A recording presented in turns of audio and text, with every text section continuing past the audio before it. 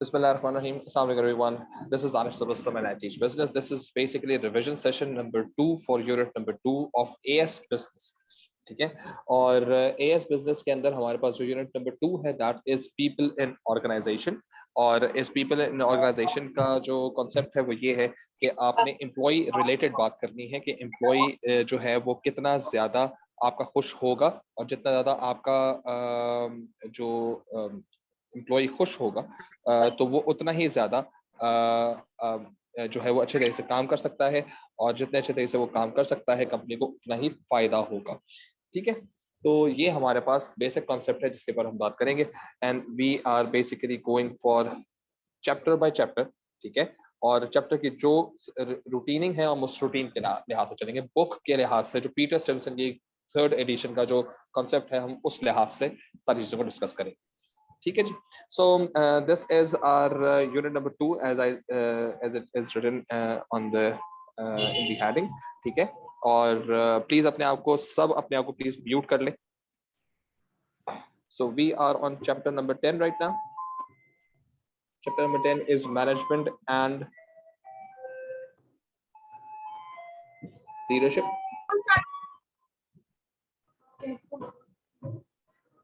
ठीक है जी, और चैप्टर लीडरशिप के अंदर जो हमारे पास जो सबसे पहली चीज हम लोगों ने देखनी है that is about the functions of manager. ठीक है जी, तो फंक्शंस ऑफ मैनेजर के मैनेजमेंट के लिहाज से अगर हम बात करते हैं तो फर्स्ट चीज जो इसके अंदर हमारे पास है this is functions of management. ठीक है जी, कि हमारे पास मैनेजमेंट के क्या क्या फंक्शंस होते हैं और उसके लिहाज से हमें क्या काम करना पड़ता है। तो पहली चीज जो हम लोगों को ज़हन में रखनी है दैट इज ऑब्जेक्टिव सेटिंग होती है।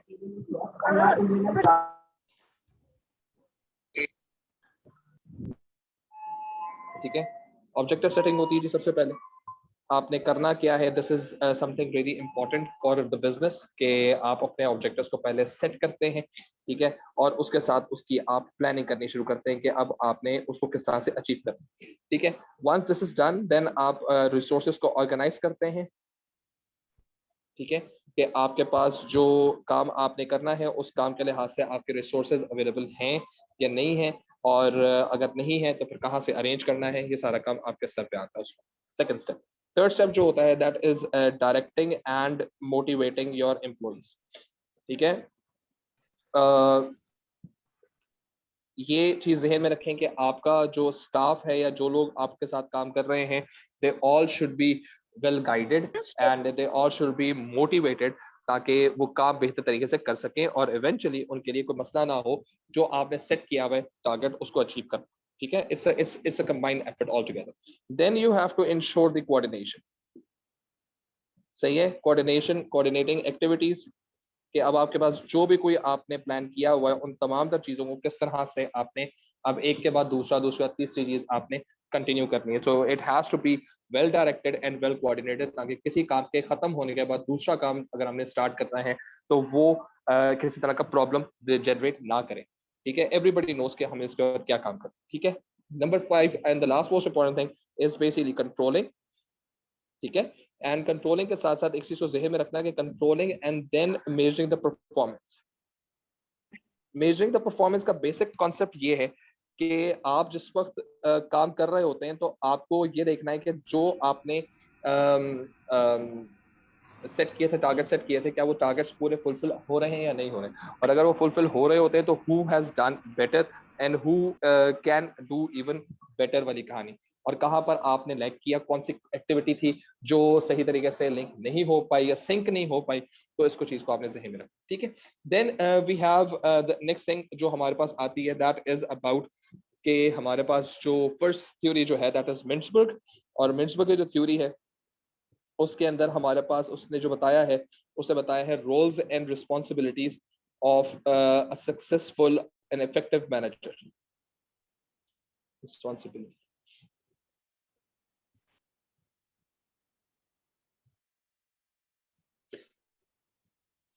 ठीक है, ऑफ मैनेजर। ठीक है जी, मैनेजरियल रोल्स के लिहाज से ये इसने बात की है।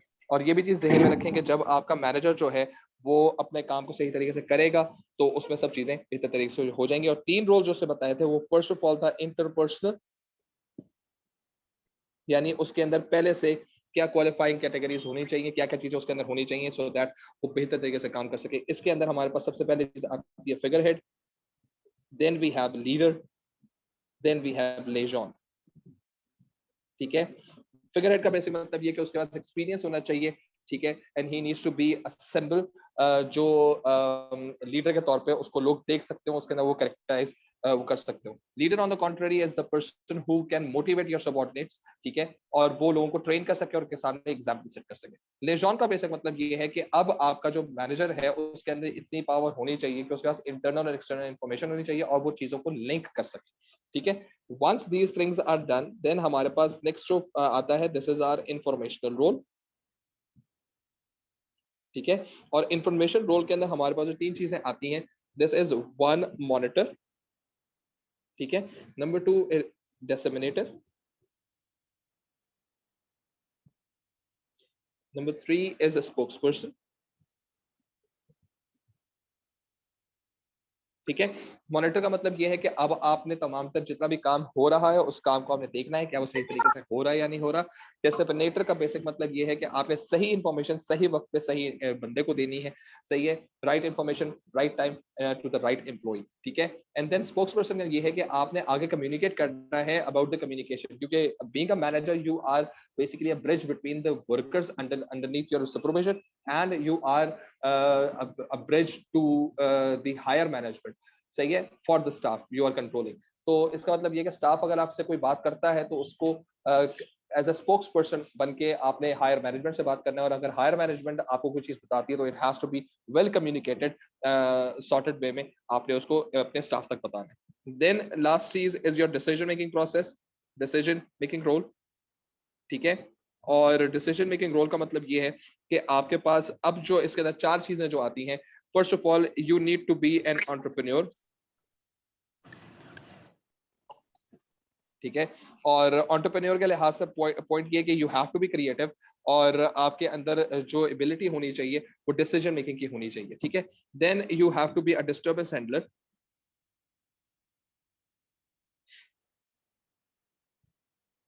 ठीक है, कि अगर आपके पास कोई प्रॉब्लम्स वगैरह आती हैं, चेंजिंग सिचुएशंस होती हैं, तो उनको आप कैसे हैंडल करते हैं, क्या you are well aware of the fact के चीजों को कंट्रोल कैसे करना है, या आपके लिए बिल्कुल ये नाइव कंडीशन होती है, you may not be able to control those things, ठीक है। Then you should be a good resource allocator, यानी कहाँ से कौन सी रिसोर्स आपने जनरेट करनी है, कहाँ से कौन सी रिसोर्स आपने अप्लाई करनी है, कब उसको अवेलेबल होना चाहिए, दैट इज योर डील, ठीक है। And then you have to be a negotiator. Negotiator का बेसिक मतलब ये है कि अब आपने अपनी बात को रिप्रेजेंट तो करना है ऑर्गेनाइजेशन एंड डिफरेंट सप्लायर्स के सामने, ना सिर्फ रिप्रेजेंट करना है, वो तो स्पोक्स पर्सन की बात हो गई, लेकिन अगर आपने अपनी बात को सही तरीके से बात मनवाई नहीं है, एक्सेप्ट नहीं करवाई अपने टर्म्स एंड कंडीशंस, तो you are not a negotiator, तो आपको निगोशिएटर भी बनना होगा, ठीक है। देन इसके अंदर जो है वो common characteristics of effective leaders भी लिखी है, सही है जी।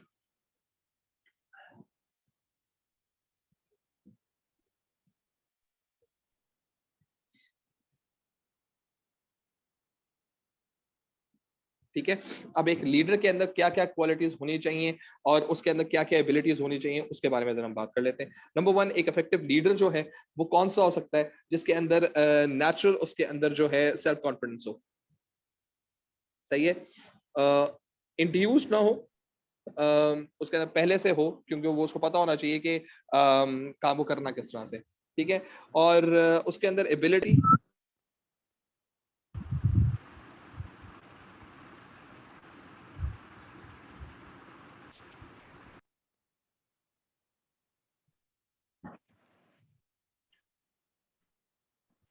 ठीक है। नंबर टू चीज जो इसके अंदर होनी चाहिए, that is he needs to have a clear ability के काम को उसे करना किस तरह से, प्लस ऑब्वियस चीजें तो सबको नजर आती हैं, बियॉन्ड ऑब्वियस भी उसको देखना पड़ता है, he needs to be a good planner and thinker as well, ठीक है। He needs to be multi talented, हाँ ठीक है, ज्यादा शोर नहीं कर समझ में।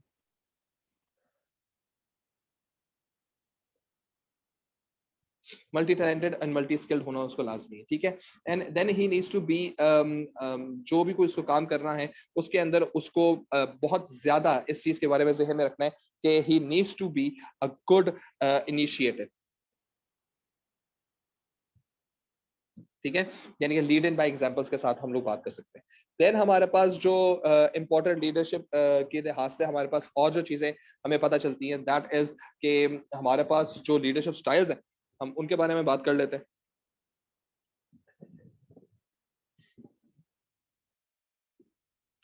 ठीक है जी, लीडरशिप स्टाइल्स के अंदर हमारे पास जो 3 लीडरशिप स्टाइल जो बहुत ज्यादा वो इस्तेमाल किए जाते हैं, this is autocratic leadership style,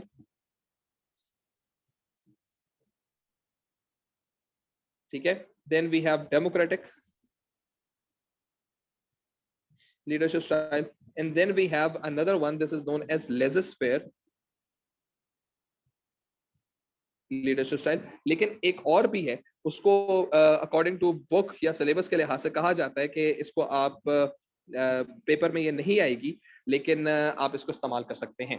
autocratic leadership style का सबसे बड़ा फायदा ये है कि ऑटोक्रेटिक लीडरशिप स्टाइल का जो लीडर है वो तमाम तो खुद से डिसीजन देता है, सही है, उसको वो थोड़ी इंफॉर्मेशन देता है सारी स्टाफ को, और जितनी रिक्वायर्ड होती है बस उतनी इंफॉर्मेशन देता है, ना ज्यादा ना कम, ठीक है। सिमिलरली वो बहुत ज्यादा क्लोजली जो है वो हर काम को सुपरवाइज करता है, यानी कि वो कहता है जिस तरह से कहा है बिल्कुल वैसे ही करता है, तो क्लोज सुपरविजन इसके अंदर जरूर होती है। अच्छा, ये सुनता नहीं है, सिर्फ बताता है, इसलिए वन वे कम्युनिकेशन है। एंड देन वर्कर्स को पास थोड़ी सी लिमिटेड इंफॉर्मेशन होती है, समटाइम्स वो तमाम तर वर्कर्स जो शायद थोड़ी सी ज्यादा इंफॉर्मेशन चाहते हैं, वो शायद इसमें ज्यादा अच्छे तरीके से परफॉर्म नहीं कर पाते, ठीक है। जो इसकी ड्रॉबैक्स है, definitely since it's one way communication therefore staff demotivation relatively ज्यादा है, और काम जो है वो सिर्फ उस बेसिस पर होता है जिन बेसिस पर मैनेजर या लीडर चाहता है, उसमें कोई क्रिएटिविटी नहीं होती। सबसे बड़ा जो फायदा है इस ऑटोक्रेटिक लीडरशिप स्टाइल का वो ये है कि इसमें डिसीजन मेकिंग बहुत क्विक होती है, देयरफॉर तमाम तर ऐसी क्राइसिस हो गए, तमाम तर ऐसे पैनिक सिचुएशंस हो गई, या डिफेंस फोर्सेस वगैरह के लिहाज से अगर हम बात करें, तो ये ऑटोक्रेटिक लीडरशिप स्टाइल जो है वहां पर चलता है, ठीक है, और उसमें टाइम वेस्ट नहीं होता, it's a quick thing. Democratic की ऑन द कॉन्ट्री अगर हम बात करें तो इसमें पार्टिसिपेशन इंकरेज की जाती है, और पार्टिसिपेशन के लिहाज से लोगों से उनकी राय ली जाती है, और उनसे पूछा जाता है कि how to deal with this particular problem, how to go about this particular activity, and so on and so forth, which basically time consuming, लेकिन इसमें टू वे कम्युनिकेशन होने की वजह से एम्प्लॉयज बहुत ज्यादा अपने आप को इन्वॉल्व समझते हैं काम के अंदर, और hence they are keen to learn things a lot, और इसमें हर बंदे की अपनी पेस होती है, देयरफॉर हर कोई अपने लिहाज से कंटिन्यूस कम्युनिकेशन करता रहता है और काम को कंप्लीट करने की कोशिश करता है, ठीक है। लेकिन इस चीज को ज़हन में रखें कि जब कहीं भी आप डेमोक्रेटिक लीडरशिप स्टाइल लेते हैं, तो उसके साथ सबसे बड़ा प्रॉब्लम ये है कि since it is time consuming, consultation time बहुत ज्यादा होता है, everybody might have a lot of questions जिनको आपको आंसर करना होता है, तो काम बहुत जल्दी होता नहीं है, काम में डिलेस बहुत ज्यादा आते हैं, ठीक है। नंबर 2, समटाइम्स लोगों की ओवर कमिटमेंट या ओवर इन्वॉल्वमेंट जो है वो इसके अंदर इंफॉर्मेशन लीकेज का काम करती है, क्योंकि आपकी इंफॉर्मेशन कुछ प्रिसाइज, कुछ बहुत सीक्रेट इंफॉर्मेशन भी हो सकती है जो लीक भी हो सकती है, क्योंकि everybody is invited and everybody is involved in it, in every single information, तो therefore everybody knows everything, तो हर एक को सब चीजें पता नहीं होनी चाहिए, hence there are confusions कि कौन क्या काम कर रहा है, तो दूसरा बिला वजह में टांग अड़ाना शुरू कर देता है। और इसके लिए जो मोस्ट इंपॉर्टेंट एलिमेंट ये है कि जब आपने एम्प्लॉयज के अंदर मोटिवेशन लानी हो, जब क्रिएटिविटी लानी हो, ठीक है, जब आपको आपके पास एक्सपीरियंस और फ्लेक्सिबल वर्कफोर्स हो, तो आप उनसे राय ले सकते हैं, अगर कि आप किसी न्यू बी से आप राय लें और यू मेक डिफरेंट और रॉन्ग डिसीजन, तो उससे बेहतर ये है कि आप इस सिचुएशन में काम करना शुरू करें। नंबर 3 हमारे पास जो है that is laser-fair. Laser-fair is basically result oriented, और रिजल्ट ओरिएंटेड में होता ये कि मैनेजर्स के पास वर्चुअली कोई अथॉरिटी नहीं होती, उन्होंने सबका सब काम जो है वो एम्प्लॉयज को दे दिया होता है, और एम्प्लॉयज जो है खुद से अपने लिहाज से अपनी पेस के ऊपर काम कंप्लीट करते हैं। Result is the key concern, ठीक है, और इसमें आपको बहुत ब्रॉड एरिया दिया जाता है काम करने का, कि आपने जैसे काम करना है आप कर लें, हमें रिजल्ट से मतलब है, how you go about the work हमें उससे कोई फर्क नहीं पड़ता, ठीक है। सबसे बड़ा प्रॉब्लम इसमें यह है कि जब वर्कर अपने आप को एम्पावर समझता है, एम्पावर का मतलब यह है कि व्हेन द एम्प्लॉय फील्स के he is taking all the decisions, then managers की या लीडर्स की या सुपरवाइजर की नीड जो है वो खत्म हो जाती है, हेंस वो फिर सुनते भी नहीं है, और फिर हर कोई अपने लिहाज से ही काम करना शुरू करता है, और एवरीबॉडी थिंक्स कि दे आर राइट, तो इसमें कंफ्लिक्ट ऑफ बीइंग राइट या conflict of being accused to be wrong बहुत ज्यादा आ जाता है। ये कब इस्तेमाल किया जा सकता है? ये उस वक्त इस्तेमाल किया जाए जब आपके मैनेजर्स जो है बहुत ज्यादा बिजी हों अपने बड़े स्ट्रेटेजिक लेवल के ऊपर, therefore they basically want the other people down the order, they want to take decisions, तो इस लिहाज से वो काम कर सकते हैं। प्लस आमतौर पे ये रिसर्च इंस्टीट्यूशंस के अंदर इस्तेमाल किया जाता है क्योंकि everybody might have a new way of researching and going about things, ठीक है। तो एट टाइम्स यहाँ पर भी काम किया जा सकता है। प्लस इसमें एक और चीज जो बहुत फेवरेबल है, तो ये है कि जिस वक्त आप बात करते हैं इन टर्म्स ऑफ लीडरशिप के लिहाज से लेजर स्फीयर की, तो अगर आपके एम्प्लॉयज जो है वो ज्यादा एक्सपीरियंस्ड हो as compare to the manager, तो ये भी काम करना है, ये भी इस्तेमाल किया जा सकता है। इंपॉर्टेंट चीज ये कि लेजर स्फीयर में बहुत सारी कंपनीज कंटिन्यूसली काम नहीं कर सकती, इसलिए इसको टेम्पररी बेसिस पे इस्तेमाल किया जाता है, just to involve people, just to take get the targets done, and then they switch either to autocratic या democratic. Paternalistic on the contrary एक ऐसा लीडरशिप स्टाइल है जिसमें बिजनेस जो है वो शायद ऑटोक्रेटिक और डेमोक्रेटिक का इस्तेमाल करता है, और इस्तेमाल करने के साथ साथ फिर वो ये देखता है कि कब उसको स्ट्रिक्ट होना है, कब उसको लीनियंट होना है। तो ये टोटली डिपेंड करता है मैनेजर की एबिलिटी पे, कि कितने अच्छे तरीके से पैटर्नलिस्टिक को इस्तेमाल करता है। मैंने इसको ग्रीन में लिखा भी इसी वजह से क्योंकि ये ओरिजिनली बहुत ज्यादा मकसद कोर्स के अंदर तो है, लेकिन ये पेपर के अंदर टेस्ट नहीं होगा, इसलिए इसको आइडेंटिफाई करने के लिए इसको यहाँ पर लिख दिया है। Then we move on. इसके लिहाज से अगर आप किताब का जो टेबल नंबर है, इसके लिहाज से जो टेबल नंबर है वो अगर आप रेफरेंस कर लें तो which is going to be 10.2 जो है वो रेफरेंस अगर आप कर लें तो it has everything that I just discussed, ठीक है जी। देन हमारे पास जो चीज आती है that is the first theory, that is McGregor's theory.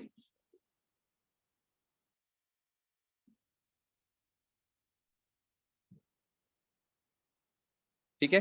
मैकग्रेगर्स theory का मतलब ये है कि इसने ओरिजिनली ये बताया कि जी डिटरमिन किया है कि कब जो है वो लीडरशिप के अंदर कौन से मैनेजर किस तरह से लीडरशिप स्टाइल को इस्तेमाल करना है, किस तरह के लोग होते हैं उसके वो काम करने के लिए, ठीक है। तो उसने दो तरह के लोगों के बारे में आइडेंटिफाई किया। एक वर्कर था, एक था कि मैनेजर थ्योरी एक्स मैनेजर्स जो हैं वो क्या होते हैं। थ्योरी एक्स मैनेजर सोच का प्लान ये होता है कि workers are not willing to work, ये डिसलाइक करते हैं वर्क को, ठीक है। और ये जो है ये basically are enjoys the work, ठीक है। तो अब इसके अंदर जो है ये दो तरह के लोग हैं। जो मैनेजर का पर्सपेक्टिव है, ये मैनेजर का पर्सपेक्टिव है कि किस तरह के लोग हैं। एक तो ये है कि वो ये समझता है कि लोग काम डिसलाइक करते हैं, थ्योरी एक्स का मैनेजर जो होता है, ठीक है, माइंडसेट है ये, थ्योरी एक्स जो है वो माइंडसेट है मैनेजर का, ठीक है। दूसरी चीज ये है कि वो सिंस डिसलाइक करते हैं तो वो रिस्पॉन्सिबिलिटी लेने के मूड में भी नहीं होते। उनको कोई काम दिया जाए तो वो डिले कर देते, ठीक है, और वो उससे पीछे भागते। तीसरी चीज ये कि वो बिल्कुल भी क्रिएटिव नहीं होते। तो आमतौर पे कंपनीज के अंदर अगर मैनेजर का ये पॉइंट ऑफ व्यू है कि मेरा जो ग्रुप है जिनके साथ मुझे काम करना है वो अगर क्रिएटिव नहीं है, या वो जो है वो रिस्पॉन्सिबल नहीं है, या वो काम को बुरा समझते हैं, काम को एंजॉय नहीं कर रहे, तो अब मैं being a manager theory x को अप्लाई करूंगा और थ्योरी एक्स मैनेजर में बन जाऊंगा और मुझे ऑटोक्रेटिक वे में काम करवाना पड़ेगा। रही बात आगे थ्योरी वाई की, तो थ्योरी वाई मैनेजर्स का जो पॉइंट ऑफ व्यू होता है about their workers, they basically are derived and basically they want to work but they really require some serious kind of motivation, ठीक है। दे एंजॉय द वर्क, ठीक है, और वो रिस्पॉन्सिबिलिटी लेने के लिए तैयार भी हैं, और वो क्रिएटिव भी होते हैं। तो एकदम से मेरा मेरा जो काम करने का तरीका या मेरा जो उनके साथ डिस्कस करने का तरीका या मेरे साथ जो उनका जो एलिमेंट ऑफ इन्वॉल्वमेंट है वो रिलेटिवली ज्यादा हो जाती है, तो मैं शायद डेमोक्रेटिक वे में काम करना शुरू कर दूंगा, ठीक है। तो ये चीज जो है वो थ्योरी एक्स और थ्योरी वाई के लिहाज से यहाँ पर डिस्कस की गई है। नंबर 3 उसके बाद जो हमारे पास है कि जी बेस्ट,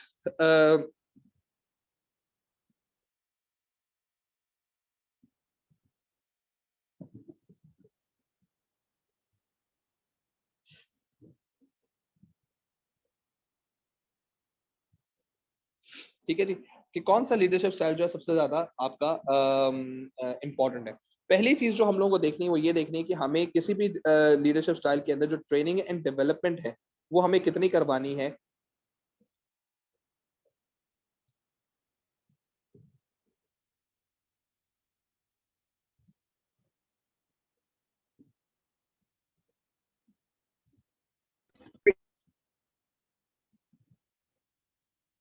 ठीक है जी। पहली चीज तो हमें ये देखनी है कितनी ट्रेनिंग और डेवलपमेंट करवानी है, वर्क फोर्स की, उनका एक्सपीरियंस क्या है, या वो कितना काम करना चाहते हैं। ठीक है, तो ये चीज हमें पहले देखनी पड़ती है कि अगर मुझे बहुत ज्यादा ट्रेनिंग करवानी है, मेरे पास टाइम बहुत कम है, तो बिला वजह में मैं एकदम से ऑटोक्रेटिक हो जाऊंगा। मुझे कम ट्रेनिंग करवानी है, टाइम बहुत ज्यादा, मैं खुद ब खुद ही लीनियंट हो जाऊंगा और मैं डेमोक्रेटिक हो जाऊंगा।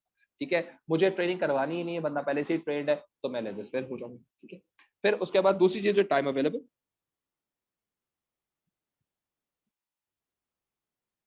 कम टाइम है ऑटोक्रेटिक हो जाएंगे, ज्यादा टाइम है आप डेमोक्रेटिक हो जाएंगे। ठीक है, नंबर 3 जो इसके अंदर आता है that is attitude of manager, यानी मैग्रेगर की थ्योरी के असल में आपके पास टाइम है भी और आपको पता है वो एक्सपीरियंस भी है, बट मैनेजर खुद का एटीट्यूड ये है कि वो स्ट्रिक्ट है, तो डेफिनेटली वो थ्रू आउट वो ऑटोक्रेटिक इस्तेमाल करता रहेगा। ठीक है, एक बंदा है जो बहुत समझता है टाइम नहीं है और लोग भी एक्सपीरियंस नहीं है, गलतियां भी हो सकती है, लेकिन उसका माइंडसेट ये है कि भाई क्रिएटिव होना चाहिए, तो might that particular manager believes कि हमें डेमोक्रेटिक पे चलना चाहिए। ठीक है, नंबर 3 चीज जो है वो तो ये होगी। नंबर 4 चीज जो है वो ये है कि हमारे पास कौन कौन से ऐसे सिस्टम्स हैं कि हम काम करवा सकते हैं, या हमारे पास कितना जो काम करने के लिहाज से जो सिचुएशन है वो कैसी है। ठीक है, तो हमारे पास जो इसमें इंपॉर्टेंट चीज आती है that is importance of an issue, कि अगर कोई चीज बहुत ज्यादा जिसको हम काम कर रहे हैं और जो टास्क हम परफॉर्म कर रहे हैं या जो एक्टिविटी हम कर रहे हैं वो कितनी इंपॉर्टेंट है फॉर द होल प्रोजेक्ट या फॉर द होल अंडरस्टैंडिंग, तो उसके लिहाज से ये चीज ध्यान में रखनी है कि हमारे पास उसको उसके लिहाज से ही अब मैं अपना लीडरशिप स्टाइल सेट करूंगा। अगर बहुत काम बहुत ज्यादा कॉम्प्लेक्स है, बहुत क्रिटिकल है, बहुत सीरियस है, तो मैं खुद ब खुद ही ऑटोक्रेटिक हो जाऊंगा। लेकिन अगर मुझे पता है कि कोई बात नहीं, इसमें अभी इतनी ज्यादा जरूरत नहीं है, लेट इट बी, तो definitely I might be a democratic person. ठीक है जी। देन हमारे पास इसमें जो एक और चीज है which is I feel like it's really very less tested in papers, this is known as informal leaders. ठीक है, अच्छा इनफॉर्मल लीडरशिप होती क्या है? इनफॉर्मल लीडरशिप का बेसिक मतलब ये है कि आपके पास इस बंदे के पास जो ये इनफॉर्मल लीडर होता है, ठीक है, इसके पास कोई फॉर्मल अथॉरिटी नहीं होती है, और ये जो है ये अपने कोलीग्स और अपने रिप्रेजेंटेटिव्स में बहुत ज्यादा रिस्पेक्टेड रखा जाता है। ठीक है, और लोग उसको साइकोलॉजिकली जो है वो बहुत ज्यादा पावरफुल समझते हैं। उसके पास कोई अथॉरिटी होती नहीं है, लेकिन उसको रिस्पेक्टेड रखा जाता है और उसको उसको समझा जाता है कि इसके पास वाकई स्किल्स हैं के काम कर सकता है। अब ये आमतौर पे कब इस्तेमाल होते हैं लीडरशिप के अंदर? जो इनफॉर्मल लीडर्स होते हैं ये आमतौर पे अभी हम आगे कॉन्सेप्ट पढ़ेंगे क्वालिटी सर्कल्स का। तो क्वालिटी सर्कल्स वो ग्रुप्स होते हैं जिनको हम किसी रीजन की वजह से बनाते हैं और फॉर अ टाइम भी ये बनते हैं, और इनसे कोई मसला या डिस्प्यूट वगैरह जो होता है वो रिजॉल्व करना होता है, और उसके लिए जो बंदा उस ग्रुप को हेड करता है वो एक इनफॉर्मल लीडर होता है। और ये भी ज़हन में रखो कि इनफॉर्मल लीडर के अंदर जो है वो ट्रस्ट डेवलपमेंट बहुत ज्यादा होती है, उसकी कम्युनिकेशन स्किल्स बहुत ज्यादा होती है। ठीक है, और लोगों का ट्रस्ट बहुत ज्यादा होता है, इसलिए जब वो इनफॉर्मल लीडर जाके बात करता है तो डेफिनेटली एम्प्लॉयज ज्यादा समझते हैं। Why informal leader? बाज़ औक़ात वर्कर्स जो हैं वो डायरेक्टली मैनेजर के साथ बात करने से थोड़े से हेजिटेंट होते हैं, रिलक्टेंट होते हैं, just because of the power difference, सही है, स्टेटस डिफरेंस और अथॉरिटी डिफरेंस। तो वो शायद अपने दिल की बात जो है वो शायद अपने क्यूरीज वगैरह जो है वो किसी एक इनफॉर्मल बंदे से करने को ज्यादा प्रेफर करते हैं एज कम्पेयर टू वो फॉर्मली जाकर अपने हेड से जाके बात करें। तो इनफॉर्मल लीडर्स का वहां पर भी होता है कि he is basically kind of bridge between the staff and the manager. ठीक है, so he is kind of that person. ठीक है जी, तो ये इनफॉर्मल लीडरशिप के लिहाज से इस चीज को प्लीज आप लोग जरा थोड़ा सा गौर से देख लीजिएगा। ठीक है जी। Then we basically have another thing, this is known as emotional intelligence. और इमोशनल इंटेलिजेंस जो की थ्योरी जो है this is given by Daniel Goleman. ठीक है, ये आमतौर पे वर्ड डेनियल गोलमैन का भी आ जाता है और ये इमोशनल इंटेलिजेंस भी आ जाती है। अच्छा, इमोशनल इंटेलिजेंस से बेसिकली बताया क्या है कि आपको अपने बारे में और दूसरों के बारे में कितना मालूम, यानी कि आपको अपने बारे में, अपने गोल्स के बारे में, अपने बिहेवियर के बारे में, अपने रिस्पॉन्सेज के बारे में कितना मालूम है, प्लस आपको दूसरों के बारे में कितना मालूम, यानी कि इसके बारे में सेल्फ और एक होता है सोशल। ठीक है, तो इसके अंदर इमोशनल इंटेलिजेंस ने सबसे पहले ये बताया है कि आपके पास 4 तरह की जो कॉम्पिटेंसीज हैं, वो 4 कॉम्पिटेंसीज जो हैं वो कौन कौन सी हैं वो हम लिख लेते हैं। ठीक है जी, पहली हमारे पास जो कॉम्पिटेंसी है this is known as self awareness. कि आपको अपने बारे में मालूम होना चाहिए कि आप किन किन कंडीशंस के अंदर यू माइट फाइंड डिफिकल्टी, या this is basically kind of a panic situation, या शायद आपके पास ऐसी है जिसको आपको गाइडेंस की जरूरत हो या डिसीजन मेकिंग की तरफ आप जाएं। ठीक है। नंबर 2 इसमें हमारे पास होता है सेल्फ मैनेजमेंट,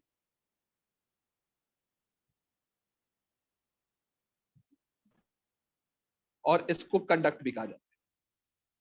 सही है। सेल्फ मैनेजमेंट या सेल्फ कंडक्ट के how you work on it. सही है। How you go through with this particular phase of decision making. ठीक है। आप कैसे एक्शन, आपके क्या एक्शंस हैं, क्या रिएक्शंस हैं आपके, हम उसके बारे में बात करते हैं। देन हमारे पास जो है known as social awareness. Social awareness का मतलब ये है कि हमारे पास जो लोग काम कर रहे हैं वो लोग कितने ज्यादा हम उनके बारे में समझते हैं, उनको कितना सेंस कर सकते हैं। ठीक है। उनके व्यू पॉइंट्स को कितना से मैं समझ सकता हूँ, वो कब अपने आप को क्राइसिस या किसी डिसीजन मेकिंग एबिलिटी के अंदर, अपने कंडीशन के अंदर अपने आप को देख रहे होंगे। And then I have to have good social skills, और सोशल स्किल्स में एक और चीज भी आ जाती है, this is known as cohesion.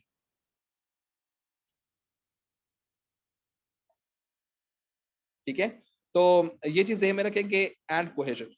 तो सोशल स्किल्स का मतलब ये कि अब आपने ओरिजिनली बिजनेस के साथ बैठकर, यानी अपने सबऑर्डिनेट्स के साथ बैठकर ये बात करनी है कि यार अगर आपके साथ ये प्रॉब्लम है तो हम इसको इस तरह से सॉल्व कर सकते हैं, इस तरह से इसको ओवरकम कर सकते हैं। You have to create a good healthy relationship with your social, यानी कि यार वर्कर्स विद, जिनके साथ आप काम कर रहे हैं। ठीक है।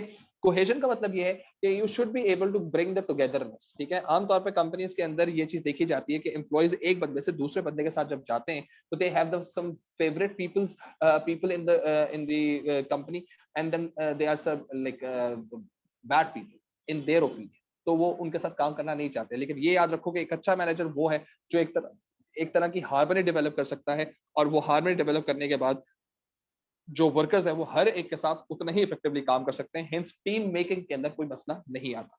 ठीक है। तो ये चीज ध्यान में रखो कि अगर हमारे पास जो वर्कर्स हैं, अगर उनके इमोशनल इंटेलिजेंस अच्छी ना हो, इमोशनल इंटेलिजेंस वर्कर्स की भी होनी चाहिए और लीडर की भी होनी चाहिए। और अगर वो नहीं होते तो डेफिनेटली आपके पास जो कॉन्फिडेंस है, टारगेट सेटिंग का जो कॉन्फिडेंस है वो अचीव नहीं हो पाएगा। फिर इसी तरह से आपके अंदर जो एक दूसरे के ऊपर जो ट्रस्ट है वो नहीं हो पाएगा, इसलिए आप काम देने से कतराओगे और काम डेलीगेट नहीं करोगे, क्योंकि do not have the trust. ठीक है। तो सारा काम आप खुद ही करने की कोशिश करोगे, और जब सारा काम खुद ही करोगे तो definitely it's going to be like burden, और शायद आप उतना इफेक्टिवली आप भी ना कर पाओ। थर्ड चीज जो उसके अंदर एक और प्रॉब्लम आती है वो ये है कि लोग एक दूसरे को फॉल्ट के ऊपर एक दूसरे को अकाउंट करना शुरू कर देते हैं। तो ये क्लेम और ब्लेम गेम शुरू हो जाता है, जो कि बिजनेस को बिल्कुल डिस्ट्रैक्ट कर देता है from that particular point of view, जिसको उन्होंने अचीव करना था, जो उनका टारगेट था उससे बिल्कुल हटके वो कुछ और ही काम करना शुरू कर देते हैं। एंड देन जब कभी कोई पैनिक सिचुएशन आती है तो nobody knows how to deal with the condition. ठीक है जी। तो ये तमाम तर चीजें जो थी ये इसलिए जरूरी है कि अगर एआई अच्छी होगी तो ये तमाम तर चीजें आपको जहन में रखनी है, और you must be able to ensure कि आपका काम बेहतर तरीके से हो सके। Fine. So this is basically what we have in chapter number 10, जो हम लोगों ने पूरा चैप्टर नंबर 10 इसको कंप्लीट किया है। ठीक है। और अब हम लोग जा रहे हैं चैप्टर नंबर 11 की तरफ, और चैप्टर नंबर 11 जो है वो हमारे पास है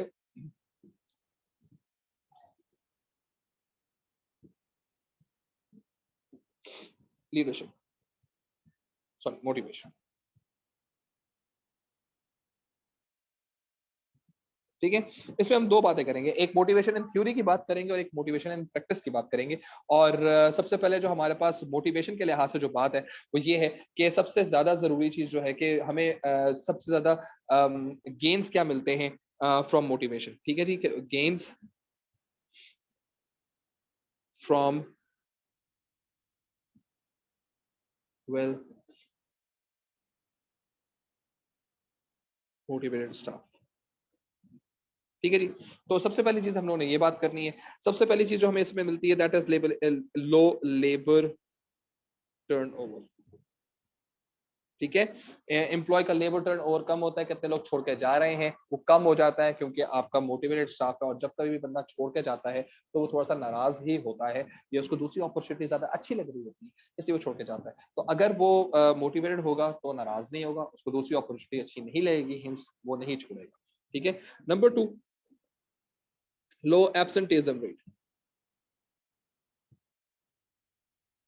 ठीक है। लोग छुट्टियां भी कम करेंगे। ठीक है। नंबर 3,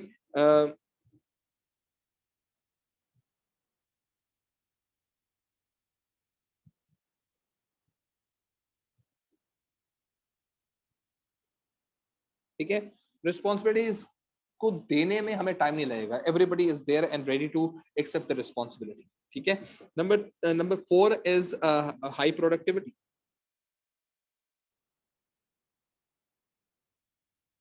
ठीक है जी, लोग कम टाइम में ज्यादा काम कर रहे होंगे, प्रोडक्टिव होंगे, और सजेशंस टू मेक इम्प्रूवमेंट।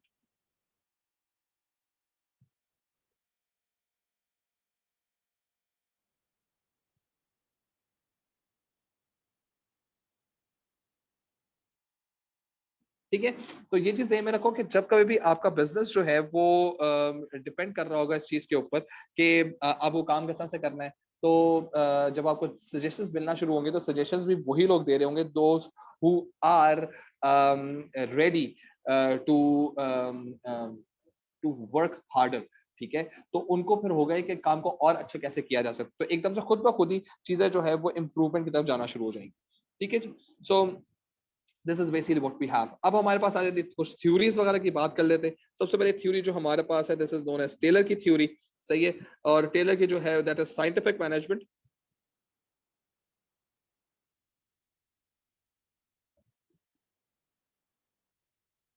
ठीक है, और इसका गोल जो है इट्स अबाउट फाइनेंशियल रिवॉर्ड्स। ठीक है, ये असल में इकोनॉमिक मैन थ्योरी है कि लोगों को अगर आपने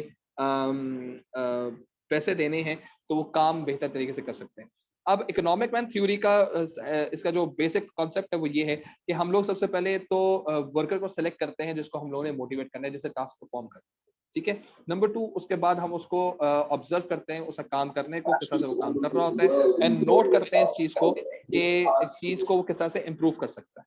ठीक है, देन वी मूव ऑन कि हम उसका टाइम रिकॉर्ड करते हैं, फिर उसको मेथड के बारे में उसको हम बताते हैं, फिर जब बताने के बाद उसको हम ट्रेन करते हैं, ट्रेन करने के बाद उसको हम सुपरवाइज करते हैं, सुपरवाइज करने के बाद उसको अकॉर्डिंग टू इट्स प्रोडक्टिविटी उसको पे किया जाता है। यानी इन सिंपल टर्म्स, पहले हम एम्प्लॉय को ढूंढते हैं कि जी किसको हमने मोटिवेट करना है, फिर हम उसको बताते हैं कि जी हम आपके लिए ये ट्रेनिंग रखी है, आपको हम ट्रेन करेंगे। ठीक है, ट्रेन करने के बाद उसका वो काम दे दिया जाएगा, उस काम देने के बाद फिर उसको ऑब्जर्व किया जाएगा, अच्छा काम करेगा तो उसको पैसे मिल जाएंगे।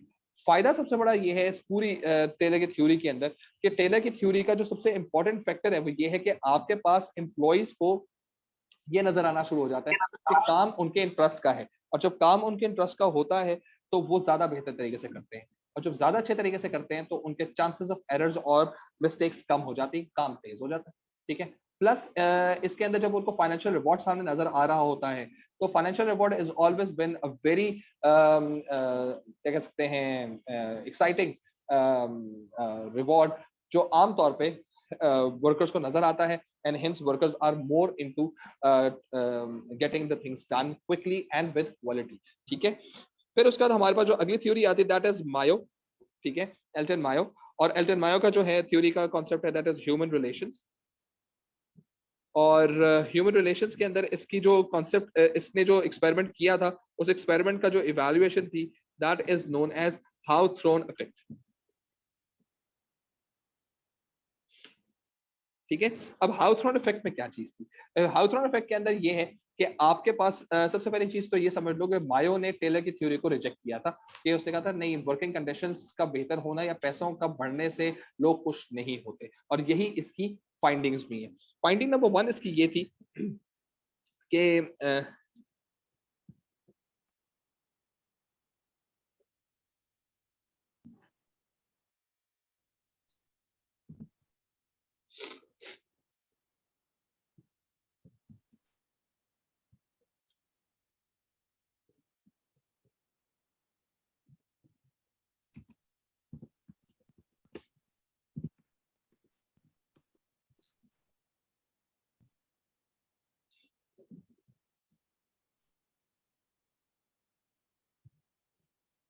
ठीक है, तो पहली चीज उसने ये बताई कि जी पहला, वर्किंग कंडीशन को चेंज करने से या पैसे देने से आपके पास कोई फायदा नहीं है, you may not be able to get anything, क्योंकि it's all going to be very cosmetic, और ये अगर आपने किया भी तो आपको बहुत जल्दी रिवाइज करना पड़ेगा, क्योंकि याद रखो कि आपके जो भी कोई वर्किंग कंडीशन होती है, you feel good for a certain time and then you feel monotonous under the same circumstances environment.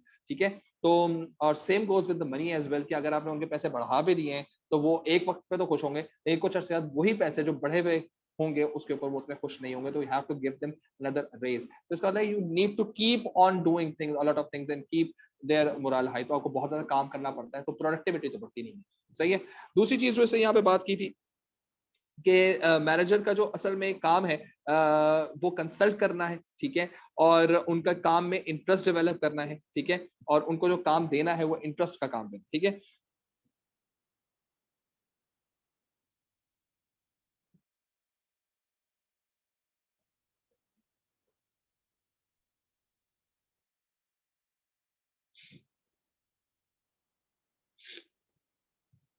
ये ए सी जो लिखा है, this is according to interest, ठीक है। नंबर 3, इससे ये बात भी की है कि आपके पास जो वर्कर्स टीम में काम करते हैं, तो उनके अंदर एक तरह से टीम स्पिरिट डेवलप होती है, जिससे प्रोडक्टिविटी बढ़ती है। तो इससे टीम वर्किंग को जो है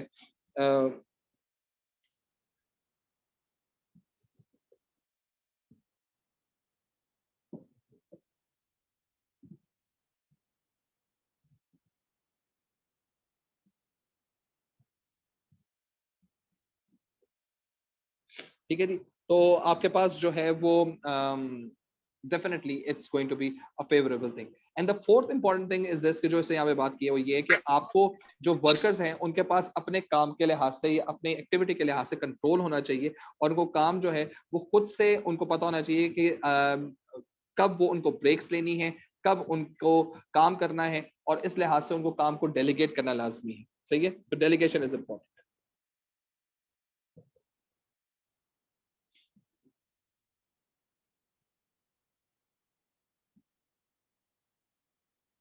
एंड नंबर 5 जो इसने यहाँ से हैपनिंग लेकर आए थे, तो ये है कि जी ग्रुप टारगेट्स जो है वो सेट किए जाने चाहिए, ताकि ग्रुप जो है उनके अंदर एकदम से इनफॉर्मल लीडर्स डेवलप होते हैं, और ग्रुप्स को जब आप एक कलेक्टिव टारगेट देते हैं, तो collective target is basically helping them to ensure better way, ठीक है।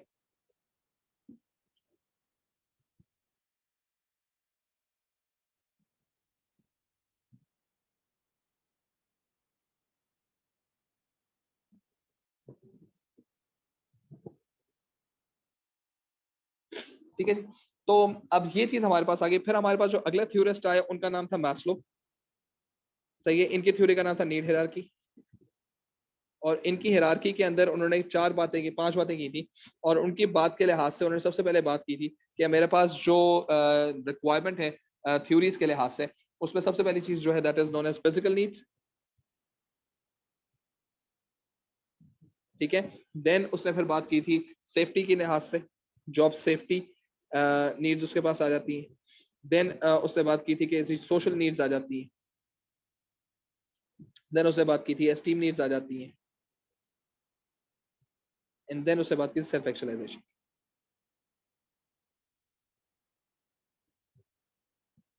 ठीक है। तो अब ये चीज ध्यान में रखो कि सेल्फ एक्चुअलाइजेशन का मतलब है क्या।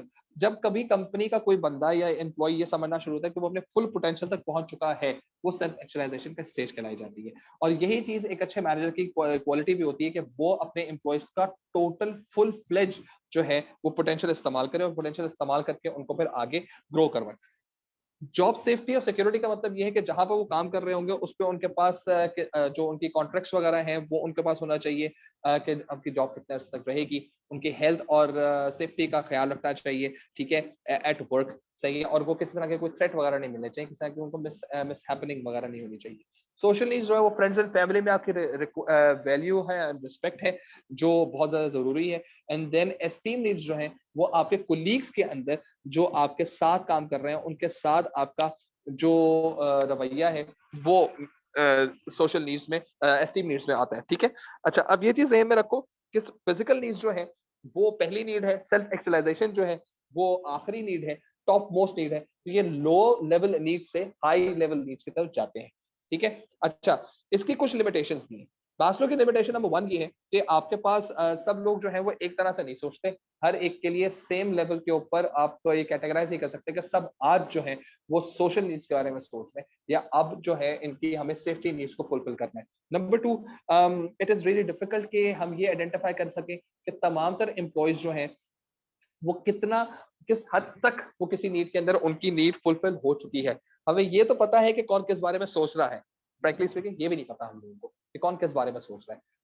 अंदाजा लगा सकते हैं कि शायद ये चीज इस बारे में लोग सोच रहे हैं, they are thinking about their social needs. लेकिन अब मैंने जो कोई भी काम किया बीइंग अ मैनेजर, मैं अपने एम्प्लॉय की सोशल नीड्स को फुलफिल करने के लिए जो कोई भी स्टेप्स उठाऊंगा, I really do not know कि किस हद तक उसने उसको अचीव कर लिया है। Number 3, money is necessary for to satisfy physical needs, plus ये चीज भी ज़हन में रखो कि ये महंगा पड़ जाता है, ठीक है, क्योंकि आप रोटी कपड़ा मकान के लिए, फिजिकल नीड्स के लिए जब आप पैसे खर्च करते हैं तो डेफिनेटली पैसा is basically becoming an expensive thing.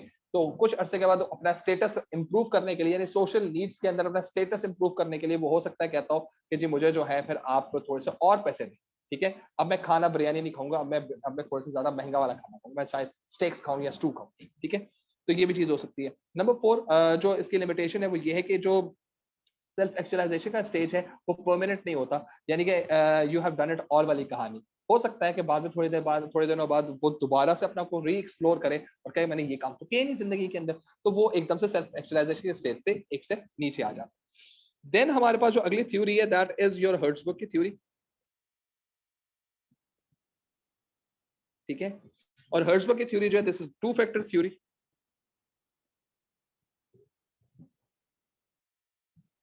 Two factor theory का मतलब ये है कि इसने सिंपल अल्फाज में बात की थी कि या तो लोग सेटिस्फेक्शन शो करेंगे आपकी पॉलिसीज से, या वो डिससेटिस्फाइड होंगे आपकी पॉलिसीज से। सो आपके पास जो दो फैक्टर्स जो इसने यहाँ पे बात की थी, इसने पहले बात की थी कि जी एम्प्लॉयज जो होंगे वो सेटिस्फाइड होंगे, सही है, और डिससेटिस्फाइड, ठीक है। सेटिस्फाइड का इसने नाम रखा है यहाँ पे मोटिवेटर्स, सही है, और यहां पर उसने नाम रखा हाइजीन फैक्टर्स। असल में इस थ्योरी का मतलब क्या है? इस थ्योरी ने कहा ये कि आपके पास जो हाइजीन फैक्टर्स हैं उनको मिनिमाइज करो ताकि आपके लिए काम करवाना एम्प्लॉय से आसान हो जाए, ठीक है।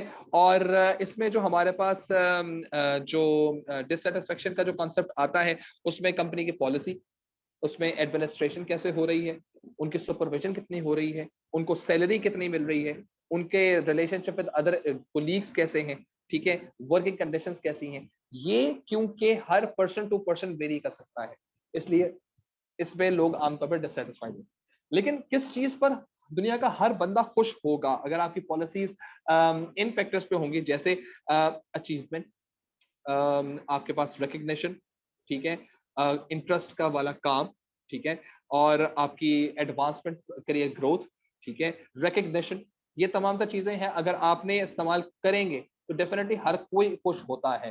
तो इसका मतलब ये कि आप सिर्फ अगर वर्किंग कंडीशंस को बेहतर करते रहेंगे तो कुछ हद तक तो ये आपकी मोटिवेटर में आएगा, लेकिन ये कुछ अरसे के बाद फौरन ही स्विच करके लोग उसको हाइजीन की तरफ ले जाएंगे कि यार वर्किंग कंडीशन से कुछ करना नहीं है अनलेस एंड अनटिल मुझे रिकॉग्नाइज ना किया जाए, या मैं कुछ अचीव ना करूं, या मैं करियर में आगे ना बढ़ूं, सही है। तो this is basically what Herzberg says कि managers can use either they can use Taylor और वास्लो और हर्ट्जबर्ग। तो हर्ट्जबर्ग में सिखाया कि सिर्फ ये देख लो कि कंपनी की पॉलिसी जो है वो ज्यादा मोटिवेटर्स के इर्द गिर्द डेवलप डिवाइस की गई है, या ज्यादा जो है उस कंपनी की पॉलिसी जो वो कॉस्मेटिक चेंजेस के ऊपर है जो कि हाइजीन फैक्टर्स हैं। अगर आपकी पॉलिसी जो है, कंपनी की पॉलिसी ज्यादा हाइजीन फैक्टर्स के आसपास घूमती है, याद रखो एक तो है भी ये महंगे, ठीक है, नंबर 2 है ये शॉर्ट लिव्ड, नंबर 3 एम्प्लॉयज का डिससेटिस्फेक्शन लेवल ज्यादा जल्दी जनरेट हो जाएगा।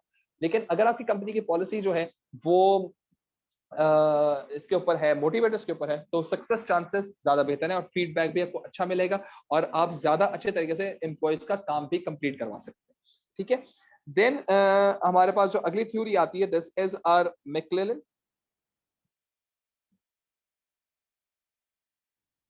ठीक है, थ्योरी। और उसने यहाँ पर बात की है तीन चीजों के बारे में। नंबर 1 कि एम्प्लॉय जो है वो सबसे पहली चीज सोचता है अपनी अचीवमेंट के बारे में, यानी कि कुछ ऐसे होते हैं जो सिर्फ और सिर्फ अपनी अचीवमेंट्स के बारे में सोचते हैं कि हमने कितना अचीव किया, इनको अचीवर्स कहा जाता है, ठीक है। ये अचीवर्स जो है ये वो लोग होते हैं जिनको अपना काम करने में बड़ा मजा आता है, प्लस ये आइसोलेटेड इंडिविजुअल काम करते हैं, कलेक्टिव काम करने के मूड में नहीं होते ये लोग, और ये आइडिया शेयर नहीं करते। तो ये इनका बेसिक फोकस ये होता है कि ये अचीवमेंट हासिल करें और फिर उनसी अचीवमेंट से इनको फिर रिकग्निशन मिलनी शुरू हो जाए। नंबर 2, दूसरी जो एक तरह की चीज जो एम्प्लॉयज के अंदर नजर आती है this is known as affiliation, लोगों के साथ कनेक्शन होना बड़ी जरूरी चीज होती है। लोग समझते हैं कि हम जब तक अपने आप को लोगों से एफिलिएट ना करवा लें, लिंक ना करवा लें, मिलकर काम ना कर लें, उस वक्त हमारे पास कोई फायदा हमें नजर नहीं आता। तो वो अचीवमेंट के बारे में भी सोच रहे होते हैं, वो एफिलिएट के बारे में भी सोच रहे होते हैं, तो उसको हम एफिलिएट्स भी कहते हैं। नंबर 3 हमारे पास होता है लीडर। ठीक है, लीडर को ओरिजिनली कंपनीज आमतौर पे जो है अथॉरिटी भी कहती हैं, पावर भी कहती हैं। ठीक है, तो इसके लिए कुछ बुक्स के अंदर इसकी जगह पे वर्ड जो है वो पावर भी लिखा गया है, सही है, और कुछ जगह पे इसके ऊपर अथॉरिटी भी लिखा गया है। ये याद रखो कि एम्प्लॉयज के अंदर ये तीनों तरह के एम्प्लॉयज डोमिनेंट कैरेक्टरिस्टिक के अंदर भी एग्जिस्ट कर सकते हैं, यानी कि कुछ ऐसे एम्प्लॉयज होंगे जो डोमिनेंट अचीवर्स होंगे, उनको पावर अथॉरिटी से कुछ लेना देना नहीं है, उनको एफिलिएशन से कुछ लेना देना नहीं है, वो सिर्फ अपनी प्रोग्रेस देखना चाहते हैं। कुछ ऐसे लोग होंगे जो अपनी प्रोग्रेस को साइड पे कर देंगे, लेकिन दोस्ती यारी वाला एरिया होना चाहिए, वो एफिलिएट्स कहलाए जाएंगे। और कुछ लोग ऐसे हैं जो ना तो अचीवमेंट के बारे में जाएंगे और ना ही वो एफिलिएट की तरफ जाएंगे, वो कहेंगे यार हमें बस पावर अथॉरिटी दे दो, फिर देखो हम लोग कितने खुश होते हैं। मैनेजर जब मैकलेरन अप्लाई कर रहा होगा तो उसको ये याद रखना है कि हमारा जो एम्प्लॉय, उसका जो एम्प्लॉय है वो किस तरह की एबिलिटी के साथ एग्जिस्ट कर रहा है और किस तरह से वो काम को बेहतर कर सकता है, उसको उसी तरह से हैंडल किया जाए। अगर वो अचीवर है तो उसको रिकग्निशन की जाए, अगर एफिलिएट है तो उसको टीम से डाला जाए, और अगर लीडर है, पावर वाला है, तो उसको ग्रुप का लीडर बना दिया जाए ताकि वो खुद ब खुद ही काम करना शुरू कर दे। ठीक है, सो this is how you can plan out, you can sort out your work force. ठीक है, देन हमारे पास प्रोसेस थ्योरीज के अंदर हमारे पास आती है ब्रूम थ्योरी। अच्छा, इसको ये जो है ये प्रोसेस थ्योरी है। प्रोसेस थ्योरी का मतलब क्या है? प्रोसेस थ्योरी का मतलब ये ऑन गोइंग प्रोसेस है, इसे तो ये एक दफा में कोई आपको रिजिड फ्रेमवर्क नहीं देता, ये आहिस्ता आहिस्ता चीज की इंप्रूवमेंट की तरफ लेके जाता है। ठीक है, इसमें सबसे पहली चीज जो आती है that is known as balance. ठीक है, बैलेंस का मतलब ये है कि आपने कितनी एफर्ट इनपुट की, सही है, और उस सर्टेन टारगेट अचीव करने के लिए। देन आपके पास दूसरी चीज जो आती है दैट इज एक्सपेक्टेंसी, कि आप क्या टारगेट अचीव करना चाह रहे थे, मतलब what was your desired target. ठीक है, और नंबर 3 हमारे पास जो है दैट इज इंस्ट्रूमेंटेलिटी। ठीक है, कि आपको रिवॉर्ड सिस्टम आपका कैसा। याद रखो, मैनेजर अपने लिहाज से अपनी एक इसकी रूम की एक प्रोसेस बना के रखेगा कि मुझे इतनी एफर्ट की जरूरत है, यानी कि मैं ये चाहता हूं कि मेरा एम्प्लॉय जो वो इतना बैलेंस करे, इतना इनपुट करे।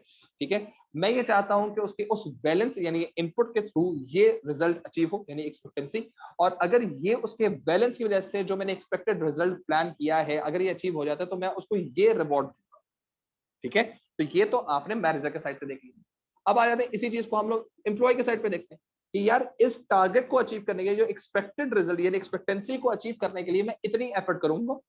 ठीक है, यानी कि मेरा ये बैलेंस होगा और मुझे ये इंस्ट्रूमेंट चाहिए होगा। अगर मुझे ये इंस्ट्रूमेंट नजर आएगा तो मेरे लिए एफर्ट बैलेंस ज्यादा करने में कोई दिक्कत नहीं होगी, कोई प्रॉब्लम नहीं। ठीक है, तो ये वो रिवर्स सिचुएशन में देखता है कि यार मुझे रिवॉर्ड क्या मिल रहा है। यानी कि अगर मैं बात करता हूं इन टर्म्स ऑफ मैनेजर के लिहाज से, तो मैनेजर यहां से क्यों देखता है। ठीक है, वो इस तरह से देख रहा होता है, मैनेजर ऐसे देख रहा होता है, और जो एम्प्लॉय है वो ऐसे देख रहा है। ठीक है, तो एम्प्लॉय का जो एम्प्लॉय की सोच जो होती है वो ऐसे होती है, सही है, ये एम्प्लॉय की सोच। ठीक है, और ये जो सोच है ये मैनेजर की सोच है।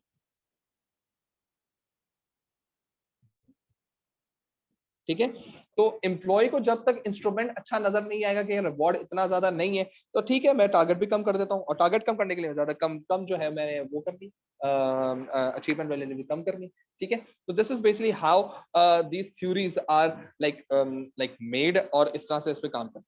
फिर हमारे पास नेक्स्ट चीज आ जाती है which is about our motivation in practice. ठीक है, कि मोटिवेशन इन प्रैक्टिस कैसे की जाती है, थ्योरीज तो सारी हो गई। अब प्रैक्टिस के लिहाज से हमारे पास दो चीजें हैं कि हम लोग जो है वो या तो हम लोग बात करते हैं इन टर्म्स ऑफ नॉन फाइनेंशियल।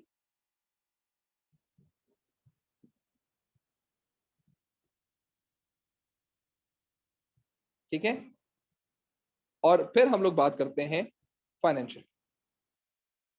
सही है, नॉन फाइनेंशियल मोटिवेटर्स का मतलब ये है कि आपके जो लोग हैं उनके अंदर रिकग्निशन को इंक्रीज किया जाएगा, उनके अंदर उनको ज्यादा इंकरेजमेंट डेलीगेशन या इंकरेजमेंट के साथ साथ दूसरी चीजों को भी हम लेकर आएंगे, लेकिन पैसा नहीं देंगे। ठीक है। तो अब हमारे पास जो motivation in non financial motivations अगर हम लोग बात करते हैं, तो नॉन फाइनेंशियल मोटिवेशंस के अंदर जो हमारे पास सबसे ज्यादा इंपॉर्टेंट चीज आती है, अब देयर इज अ लिस्ट, ठीक है, जो इस लिस्ट को हम लोगों ने लिखना है। ये हमारे पास है जी जॉब रोटेशन, ठीक है, आप काम को स्विच करते हैं दूसरे लोगों के साथ तो जॉब रोटेशन होनी शुरू हो जाएगी। फिर आपके पास है जॉब इनलार्जमेंट, ठीक है, सेम काम के डोमेन के अंदर आप एक्स्ट्रा रिस्पॉन्सिबिलिटीज दे दें, इनलार्जमेंट कहलाया जाता है। Then there is known as enrichment, आप डिफरेंट डोमेन में काम में रिस्पॉन्सिबिलिटी बढ़ा दें, ठीक है, वो भी हो सकता है। रीडिजाइन, काम वही होगा लेकिन उसको डिफरेंट तरीके से कर रहे होंगे, वर्किंग कंडीशंस और थोड़ा सा आपने उसकी कम्युनिकेशन बेहतर कर दिया, ड्यूटीज को सही तरीके से डिस्क्राइब कर दिया, तो वो एक तरह का रीडिजाइन होता है। काम डिफरेंट नहीं होता, काम वही कर रहे होते हैं लेकिन डिफरेंट तरीके से कर रहे होते हैं, ठीक है। सिमिलरली हम लोग एम्प्लॉयज को ट्रेनिंग दे सकते हैं, ठीक है। उसके बाद हमारे पास क्वालिटी सर्कल्स की बात आ जाती है। क्वालिटी सर्कल्स वही सर्कल्स हैं जो मैंने इनफॉर्मल लीडर्स के ऊपर बात की थी कि हमारे पास क्वालिटी सर्कल्स उस वक्त इस्तेमाल हो रहे होते हैं जब कभी बिजनेस जो है किस तरह की प्रॉब्लम में आ जाता है, उस प्रॉब्लम को ओवरकम करने के लिए they really have to solve the issue, और जब वो उस प्रॉब्लम को सॉल्व करने के लिए लोगों की मदद लेते हैं तो वो इनफॉर्मल लीडर्स हो, ठीक है। तो वो इनफॉर्मल लीडर्स के लिहाज से फिर वहां पर बात आ जाती है। अच्छा, सिमिलरली अगर हम बात करते हैं इन टर्म्स ऑफ इसमें एक और चीज जो हम लोग कर सकते हैं विच इज, सॉरी,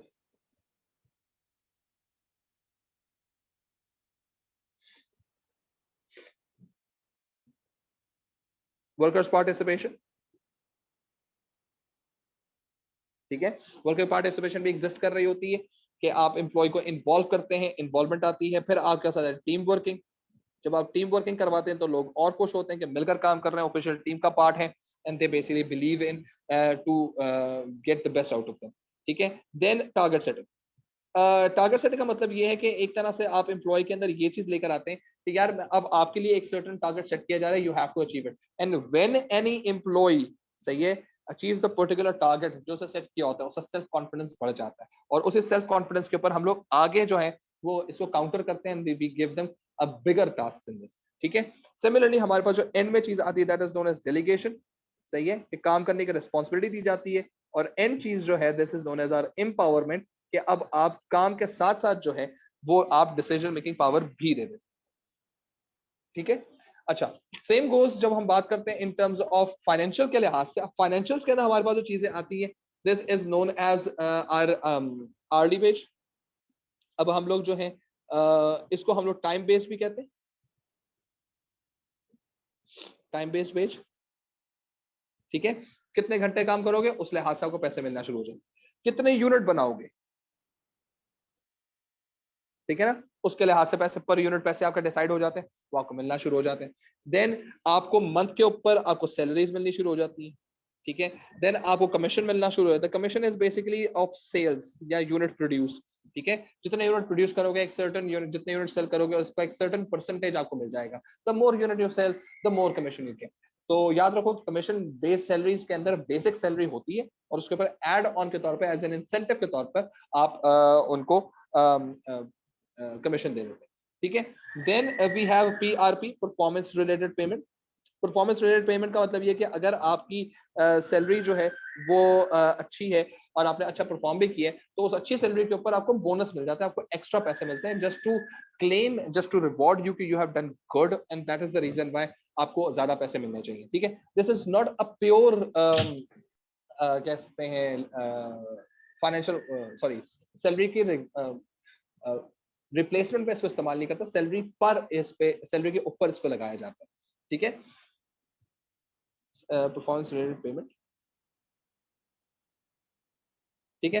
देन हमारे पास जो है this is known as profit sharing. Profit sharing basically उसको की जाती है जो छोटे बिजनेसेस किए जाते हैं जहाँ पे एम्प्लॉय की एम्प्लॉय पार्टिसिपेशन भी इसमें आ जाती है, ठीक है। और इसमें हम लोग करते हैं इस तरह से कि कंपनीज जो है वो कहती है कि हम जितना प्रॉफिट भी करेंगे यार सब में डिस्ट्रीब्यूट हो जाएगा, परसेंटेजेस डिफरेंट होंगे लेकिन सब में डिस्ट्रीब्यूट हो जाएगा, अल्लाह खैर सल्ला। So everybody wants to earn more profit, क्योंकि जितना ज्यादा प्रॉफिट होगा वो उतना ज्यादा उनको उसमें से परसेंटेज मिलना शुरू हो जाएगा। And last but not least is the fringe benefits. These are something जो आप कह सकते हैं कि आपको गाड़ी मिल जाती है, अलाउंसेस मिल जाते हैं, तो ये भी आपकी एडेड सैलरीज के अंदर ये चीज दी जाती है, ठीक है। तो अब ये चीज ध्यान में रखना कि हमारे पास कभी भी फाइनेंशियल और नॉन फाइनेंशियल दोनों के अंदर याद रखना कि आप सिर्फ एक के ऊपर डिपेंड नहीं कर सकते, सिर्फ आप फाइनेंशियल देके जिंदा नहीं रह सकते और सिर्फ आप नॉन फाइनेंशियल देके जिंदा नहीं रह सकते, आपको दोनों साथ लेके चलनी पड़ती हैं।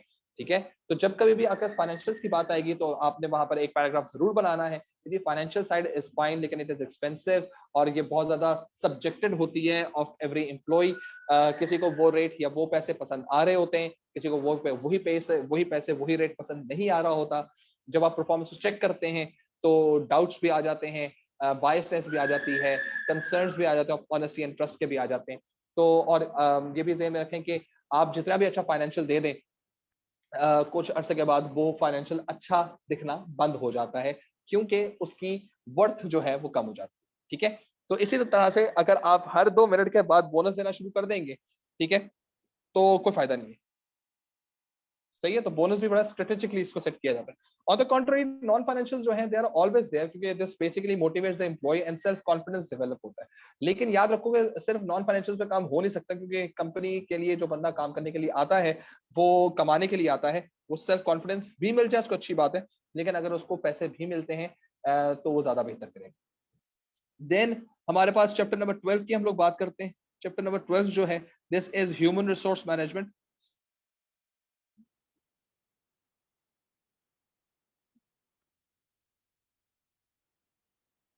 सही है, इसको हम लोग HRM कहते हैं। ठीक है, और HRM के अंदर जो हमारे पास पहली चीज जो हम लोगों को देखनी है दिस इज कि ये वंस अपॉन अ टाइम अगर हम इसकी रिस्पॉन्सिबिलिटीज के लिहाज से बात करें, इसका पर्पस या रोल के लिहाज से बात करें, तो वो पहले चीज आती है।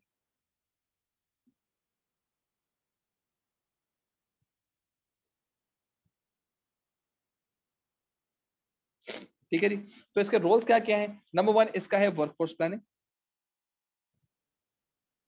कितने बंदे रखने हैं आपने, ठीक है, कितनी स्किल्स होनी चाहिए, किस जगह पे ज्यादा बंदों की अभी जरूरत है या फ्यूचर में कितनी जरूरत है। वर्ड प्लानिंग आ गया तो फ्यूचर हो गया, और प्लानिंग हमेशा फ्यूचर के लिए की जाती है और उसके लिए पहले से एंटिसिपेट करना पड़ता है। तो अगर यू कैन एंटिसिपेट कि how many workers you require या how much skill each worker should be capable of, तो उसके लिए आप पहले से प्लानिंग करनी शुरू कर देते हैं। ये काम किसका है, HR का है। ठीक है, और ये सारे के सारे डिपार्टमेंट्स के अंदर थे, मुझे फाइनेंस में कितने बंदे चाहिए, क्या डिग्री होनी चाहिए, मार्केटिंग में कौन से बंदे चाहिए, उनके पास क्या क्या स्किल्स होनी चाहिए, ऑपरेशंस में होना चाहिए तो उसको कौन कौन सी मशीन के ऊपर काम आना चाहिए, so on and so forth, you just name it, and every single employee is basically under this workforce planning concept. ठीक है, then we have recruitment and selection process.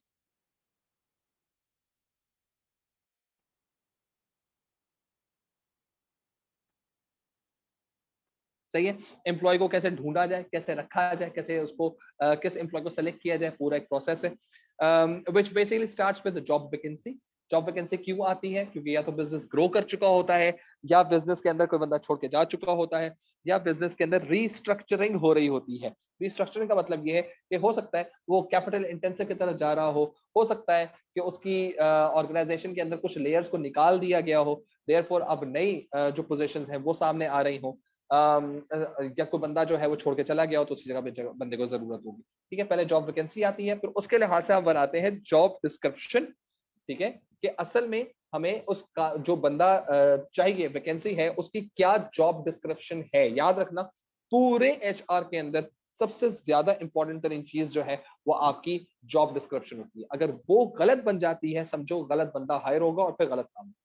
ठीक है, तो जॉब डिस्क्रिप्शन बनती है, फिर उस जॉब डिस्क्रिप्शन के बिहाफ पे हम लोग ये डिसाइड करते हैं कि हमें कौन सा एम्प्लॉय जो है, किस कैरेक्टरिस्टिक्स का एम्प्लॉय या किस तरह के एट्रीब्यूट्स वाला एम्प्लॉय जो है वो हमें चाहिए होगा। उसके लिए हम लोग जॉब स्पेसिफिकेशन बनाते हैं। जब ये दोनों चीजें बन जाती है फिर हम उसको देते हैं एक उसका एडवर्टाइजमेंट देते हैं, और एडवर्टाइजमेंट देने के बाद वहां से हमारे पास आ जाती है इन CVs, और हमारे पास आ जाते हैं रिज्यूमे। ठीक है, जो इंटरेस्टेड कैंडिडेट्स होते हैं वो फिर अप्लाई करते हैं। जब वो हमारे पास आ जाते हैं उनके हम इंटरव्यूज करते हैं, इंटरव्यूज करने के बाद जो उनमें से बेस्ट कैंडिडेट होता है उसको सेलेक्ट कर लेते हैं और उसको फिर हम ट्रेनिंग की तरफ ले जाते हैं। ठीक है, तो ये चीज हमारे पास आती है, which basically leads us to the next thing which is known as developing of employees।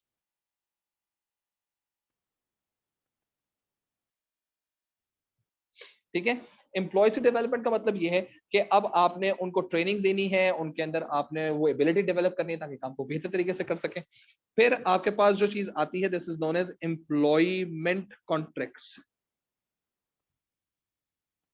वो बंदा पार्ट टाइम है, वो बंदा फुल टाइम है, वो बंदा 1 घंटे के लिए आएगा, वो बंदा सिर्फ ऑन प्रोजेक्ट के लिए आया हुआ है, व्हाटसोएवर, ठीक है, या वो बंदा किसी दूसरी कंपनी का है जो थोड़े अरसे के लिए हमारे लिए कंसल्टेंसी के लिए आया हुआ है, ठीक है, तो वो उसको कॉन्ट्रैक्ट किस तरह से देना है ये भी, और क्या लीगल बाइंडिंग्स वगैरह वो सारे का सारा इसके अंदर होता है। नंबर 5 जो इसके अंदर है कि जो आपके पास एम्प्लॉय मोराल है, सही है, एंड वेलफेयर जो है उसके बारे में इसको ज़हन में रखना है कि किस तरह से ये बिजनेस के अंदर तमाम तर एम्प्लॉयज का मोराल हाई रहेगा, रिटेन किया जाएगा, कर्टेल किया जाएगा, सो दैट एम्प्लॉयज जो बेहतर तरीके से काम कर सकें। And last but not least this the incentive system, सही है, यानी इसका अप्रेजल कि किस तरह से लोगों को पैसे देने हैं, किस तरह से इनकी परफॉर्मेंस को चेक करना है, किन फैक्टर्स के ऊपर चेक करना है, ठीक है, एंड देन ओवरऑल मॉनिटरिंग करना कि काम एम्प्लॉयज से रिलेटेड सही तरीके से हो रहा है या नहीं हो रहा, ठीक है, यानी इसमें यह देखना कि जी आपकी जो एक्टिविटीज हैं, रिक्रूटमेंट प्रोसेस सही गया नहीं गया, प्लानिंग वर्कफोर्स प्लानिंग सही कहीं नहीं की, कॉन्ट्रैक्ट सही तरह से बनाया नहीं बनाया, वेलफेयर हुई एम्प्लॉय की या नहीं हुई, ठीक है। तो अब हम लोग जो बात करते हैं ये हमारे पास पहले सारी उसकी रिस्पॉन्सिबिलिटीज आ गई हैं। अच्छा जी, अब हम जो दूसरी बात कर रहे हैं दैट इज कि हमारे पास दो तरह से चीजें आती हैं जनाब, एक आती है हमारे पास इंटरनल एंड एक्सटर्नल रिक्रूटमेंट, ठीक है जी। इंटरनल रिक्रूटमेंट या एक्सटर्नल रिक्रूटमेंट का मतलब क्या है? इंटरनल रिक्रूटमेंट का मतलब ये कि आप कंपनी में से ऑलरेडी हायर्ड बंदे को प्रमोट कर रहे हैं for the next better position, ठीक है। इसको हमेशा अपग्रेड करने को ही कहा जाता है, कभी डाउनग्रेड पे हम इंटरनल रिक्रूटमेंट रखते नहीं है। फायदा क्या है जनाब कि एम्प्लॉयज जो है वो पहले से ही उस इन्वायरमेंट कंपनी के इन्वायरमेंट से जाने पहचाने होते हैं, जिन लोगों के साथ काम कर रहे होते हैं, जिनके साथ काम करने वाले होते हैं, they know that person very well. लोगों के अंदर ये चीज, एम्प्लॉयज के अंदर ये एक बड़ा अच्छा एक फीलिंग डेवलप हो जाती है कि इफ वी परफॉर्म बेटर तो कंपनी के अंदर हमारी करियर प्रोग्रेशन एग्जिस्ट कर रही है। आप इस तरह के बंदों को जल्दी ढूंढ भी लेते हैं कंपनी के अंदर और हायर भी कर लेते हैं, कोई प्रोसेस ज्यादा लंबा होता भी नहीं है, सस्ता भी, एडवर्टाइजमेंट नहीं करनी पड़ती, ठीक है। और बिल्कुल इस तरह से आपके पास जो कंपनीज हैं उसके अंदर लोग फिर छोड़ के नहीं जाते। तो इसका मतलब ये कि जब आप इंटरनल रिक्रूटमेंट करते हैं तो आपकी लेबर टर्नओवर जो है वो कम हो जाता है। लेकिन अगर हम बात करते हैं एक्सटर्नल रिक्रूटमेंट की, तो एक्सटर्नल रिक्रूटमेंट में जो सबसे बड़ा फायदा है वो ये कि जो बंदा बाहर से हायर किया जाएगा वो एक्सपर्ट होगा, और जब एक्सपर्ट होगा तो डेफिनेटली वो महंगा तो होगा लेकिन वो आपको फायदा देगा in terms of his experience, his exposure, his liaison, his ability to complete the task. लेकिन इस बंदे को हायर करने के अंदर टाइम भी लगेगा, एडवर्टाइजमेंट भी देने पड़ेंगे, एग्जिस्टिंग एम्प्लॉयज जो होंगे वो अपना राइट समझ रहे होंगे कि इस न्यू पोजीशन के ऊपर उनको सेलेक्ट होना चाहिए था, लेकिन एक नया बंदा जब आता है तो उनका जो कॉन्फिडेंस लेवल होता है ओवर कंपनी वो रिलेटिवली कम हो जाता है and they demoralize with respect to that, ठीक है। लेकिन कंपनी की ओवरऑल जो रेपुटेशन है वो बहुत ज्यादा बढ़ जाती है एज सून एज एम्प्लॉय का एक बाहर का कोई एम्प्लॉय जो है वो ये हायर कर कंपनीज हायर करती है, ठीक है। देन हमारे पास आ जाता है जी एम्प्लॉयमेंट कॉन्ट्रैक्ट्स, जिसके ऊपर हम लोगों ने बात करनी है अभी।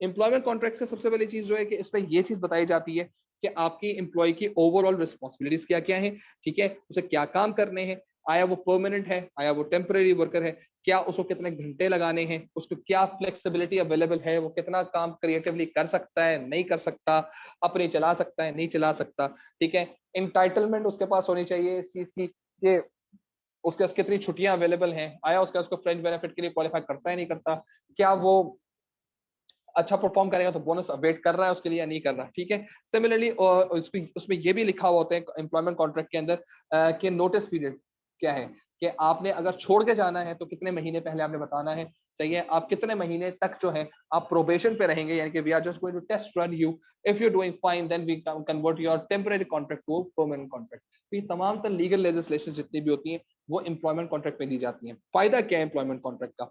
एम्प्लॉयमेंट कॉन्ट्रैक्ट का पहला फायदा तो ये कंपनी ट्रांसपेरेंट और बड़ी क्लियर हो जाती है इन फ्रंट ऑफ एम्प्लॉय कि भाई these are the terms and conditions, तो इसको हम लीगली इस्तेमाल कर सकते हैं if the particular employee denies to follow the rules, ठीक है, तो फिर हम लीगल एक्शंस भी ले सकते हैं। कॉन्ट्रैक्ट ये था भाई आपने कुछ और किया, therefore we are going to accuse you for this.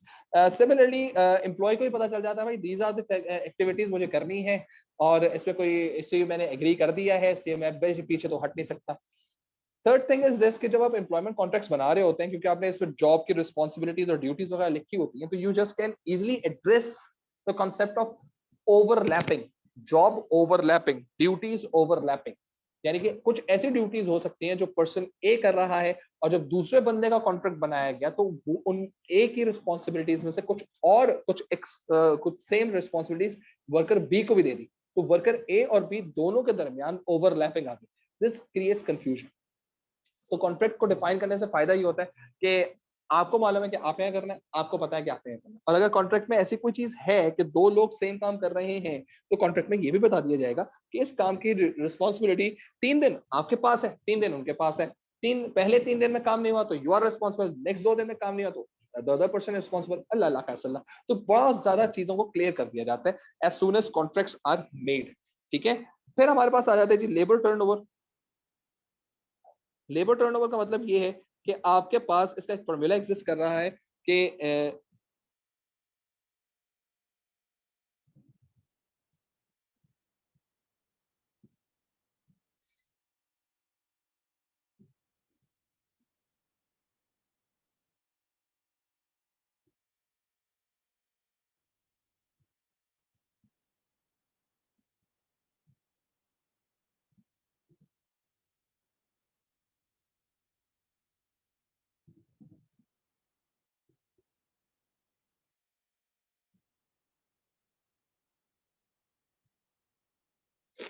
ठीक है, तो अगर आपके पास हाई लेबर टर्नओवर हो रहा हो, तो हाई लेबर टर्नओवर का सबसे बड़े जो उसका मसला है वो ये है कि कंपनी को सिर्फ फायदा भी है कुछ नुकसान भी है। हाई लेबर टर्नओवर होना यानी कंपनी इस लोगों को छोड़कर जाना अगर ज्यादा है तो ये अच्छी बात भी है और ये बुरी बात भी है। पहले हम जरा बुरी बातों के बारे में बात करते हैं।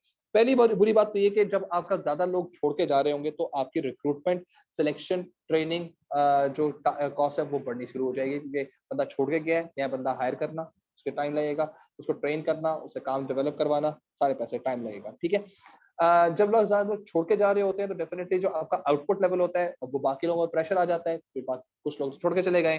देयरफॉर अब वो काम नए बंदे से करवाना या एग्जिस्टिंग जो रिमेनिंग बंदे उनसे करवाना, उन पे बर्डन बढ़ जाता है, प्रोडक्टिविटी गिर जाती है, आउटपुट गिर जाता है, कस्टमर सर्विसेज में मसला आ सकता है, स्टाफ मोराल में मसला आ सकता है रिमेनिंग स्टाफ के अंदर। ठीक है, इसी तरह से कंपनी के साथ जो लॉयल्टी और जो एफिलिएशन होती है एम्प्लॉयज की वो खत्म हो जाती है, और फिर कस्टमर्स की भी खत्म हो जाती है। जब हाई लेबर टर्नओवर होता है तो कस्टमर भी कहते हैं यार हर 2 दिन बाद एक नया बंदा आके बैठा हुआ होता है, ये माजरा क्या है। तो that is the reason why employees के साथ साथ कस्टमर्स भी इसका रिस्पॉन्स देते हैं कि हर 2 मिनट बाद यार यहाँ से बंदा चेंज हो जाए। ठीक है, तो ये इसके सिंपल सी एग्जांपल ये है कि अगर आप किसी स्कूल में देखें और वहां पे फ्रीक्वेंट टीचर्स चेंज हो रहे हो तो कॉलेज एडमिनिस्ट्रेशन के लिए जो है वो शायद नया बंदा हायर करना इतना प्रॉब्लम ना हो, लेकिन स्टूडेंट के लिए वो बहुत डिफिकल्ट होगा और पेरेंट्स होंगे वो डेफिनेटली उस पर क्वेश्चन रेज करेंगे कि इतने लोग जल्दी क्यों छोड़ के जा रहे हैं। ठीक है, और थर्ड चीज जो है वो टीम स्पिरिट डेवलप नहीं हो सकती। जब टीम डेवलप होती है बंदा कोई छोड़ के चला जाए, नया बंदा आएगा वो टीम से वो नहीं होगा, मानूस नहीं होगा, तो नोन नहीं होगा, डेफिनेटली उसको टीम डेवलप करने में मसला होगा। इसके अगर हम पोटेंशियल बेनिफिट्स की तरफ जाएं तो पोटेंशियल बेनिफिट्स के अंदर सबसे पहला बेनिफिट इसके अंदर ये लिखा हुआ है कि लो स्किल्ड और लेस प्रोडक्टिव लोग जो होते हैं उनको निकाल दिया जाता है, जो अच्छे लोग होते हैं सिर्फ वही रहते हैं, तो जो कचरा है वो खुद ब खुद ही साफ हो जाता है। ठीक है, नंबर 2, आपके पास जब आप लेबर टर्नओवर आप कर रहे होते हैं, हाई लेबर टर्नओवर कर रहे होते हैं, तो जो नए लोग आप लेते हैं तो उसमें आपके पास प्रोडक्टिव आइडियाज भी आते हैं, प्रैक्टिसेस भी आती हैं, डिफरेंट ऑर्गेनाइजेशंस के अंदर से आपको पता चलता है वो काम कैसे कर रहे हैं, तो you basically learn with their experience. ठीक है, नंबर 3 जो इसके अंदर है कि आपके पास एट टाइम्स कंपनीज जो है वो एम्प्लॉयज का स्टाफ का नंबर कम करना चाहती है, क्योंकि वो शायद लेबर इंटेंसिव से मूव करके कैपिटल इंटेंसिव यानी मशीन बेस्ड ऑपरेशन से जाना के मूड में होती है। So that is basically kind of a thing जो शायद यहाँ पर बेनिफिट हो सकता है। एक और बेनिफिट भी है और वो ये है कि जब कभी आप बिजनेस के अंदर कुछ कल्चर को या कुछ नॉर्म्स को आप फोकस करवाना चाहते हैं and people are not following it, ठीक है, तो आप कुछ लोगों को निकाल देते हैं टू सेट एन एग्जांपल ताकि सब बाकी लोग सीधे हो जाए। ठीक है, then we have training and development of employees.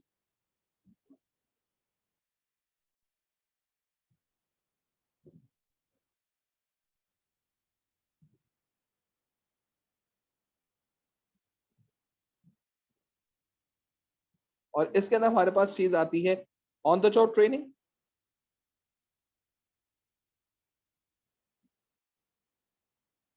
फिर आती है हमारे पास ऑफ द जॉब ट्रेनिंग,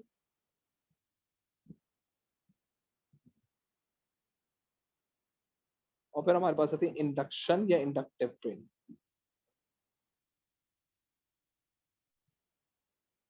ठीक है, ऑन द जॉब ट्रेनिंग के अंदर होता है इस तरह से कि तमाम जितने भी नए रिक्रूट्स होते हैं उनको टारगेट्स दिए जाते हैं और कहा जाता है कि भाई आप अपनी जॉब के साथ साथ इसको अपने ही हमारे ही इन हाउस लोगों से सीखना शुरू कर दो, which is going to help them learning the way the task is conducted within the organization। ठीक है, तो वो कोई नया तरीका नहीं ढूंढते, वो उसी तरह से ढूंढते हैं कि यार यही कस्टम है, यही इसी तरह का नॉर्म है, इसी तरह का कल्चर है और काम ऐसे ही होता है, तो वो उसी चीज को सीखेगा, उसके आगे कोई और चीज सीखेगा नहीं। कंपनी के लिए काफी सस्ता है, एम्प्लॉय के लिए बर्डनिंग है, लेकिन आपका कल्चर जो है वो बड़ा स्ट्रांग हो जाता है, किस तरह से नॉर्म्स बड़ी स्ट्रांग हो जाती है इसमें इस्तेमाल करने के लिए। Then we have off the job training, आपको कहीं भेजा जाता है, एक्सपेंसिव होता है, कंपनीज एट टाइम्स एम्प्लॉयज को इस चीज का ऑप्शन देती हैं कि या तो वो ऑन द जॉब पे सीख लें या ऑफ द जॉब पे सीख लें। ऑन द जॉब पे हम उससे कोई पैसे नहीं काटेंगे, लेकिन ऑफ द जॉब पे क्योंकि ट्रेनिंग जो हम आपसे करवा रहे हैं इससे कुछ पैसे कंपनी के भी लग रहे हैं, तो कंपनी आपकी सैलरी में से कुछ हिस्सा काट लेगी।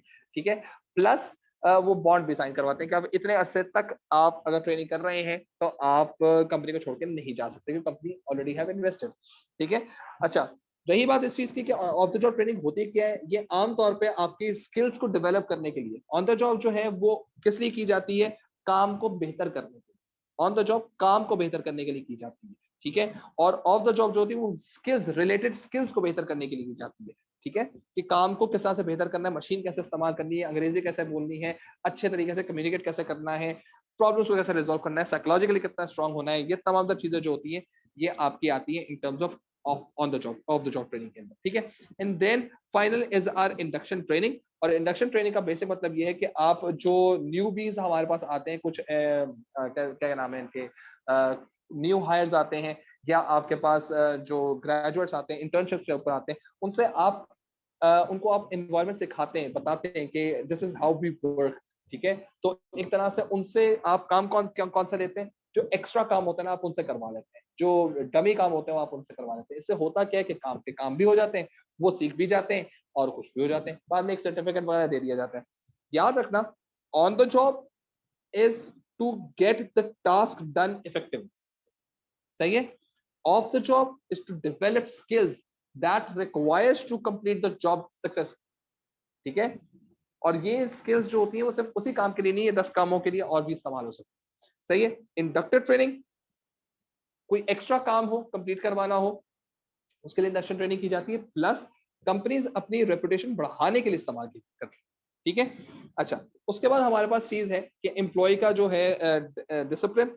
ठीक है, और discipline and dismissal of employees.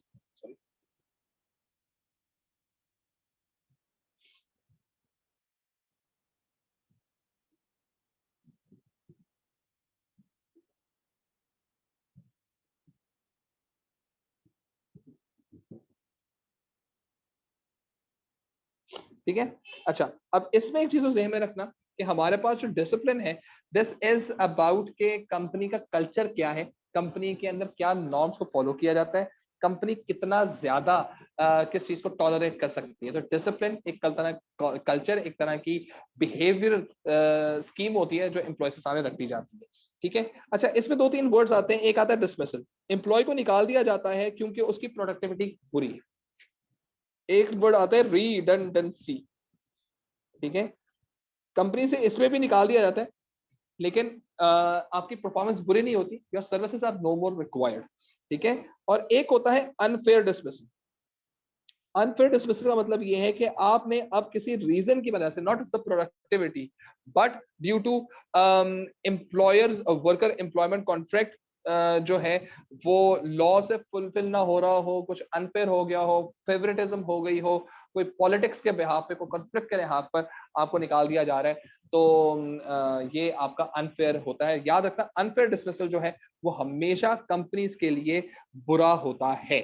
ठीक है, और ये भी जहन में रखना कि कंपनीज जो है जब कभी भी अपने काम करने के लिहाज से चीजों को देख रही होती हैं, तो उसमें इंपॉर्टेंट तरीन चीज ये है कि कभी भी एम्प्लॉय को अनफेयर वे में डिसमिस नहीं किया जाता, मार्केट रेपुटेशन खराब हो जाती है। ठीक है। अच्छा, सिमिलरली एम्प्लॉयमेंट के अंदर एट टाइम्स जो है कुछ चीजों को ज़हन में रखना पड़ता है कि जैसे कंपनीज जो है वो अपने एम्प्लॉय से कॉन्ट्रैक्ट्स के अंदर या कंपनी के जो डिसिप्लिन है उसके अंदर पहले से बताया हुआ होता है कि आपकी डिस्क्रिमिनेशन पॉलिसी क्या है। ठीक है।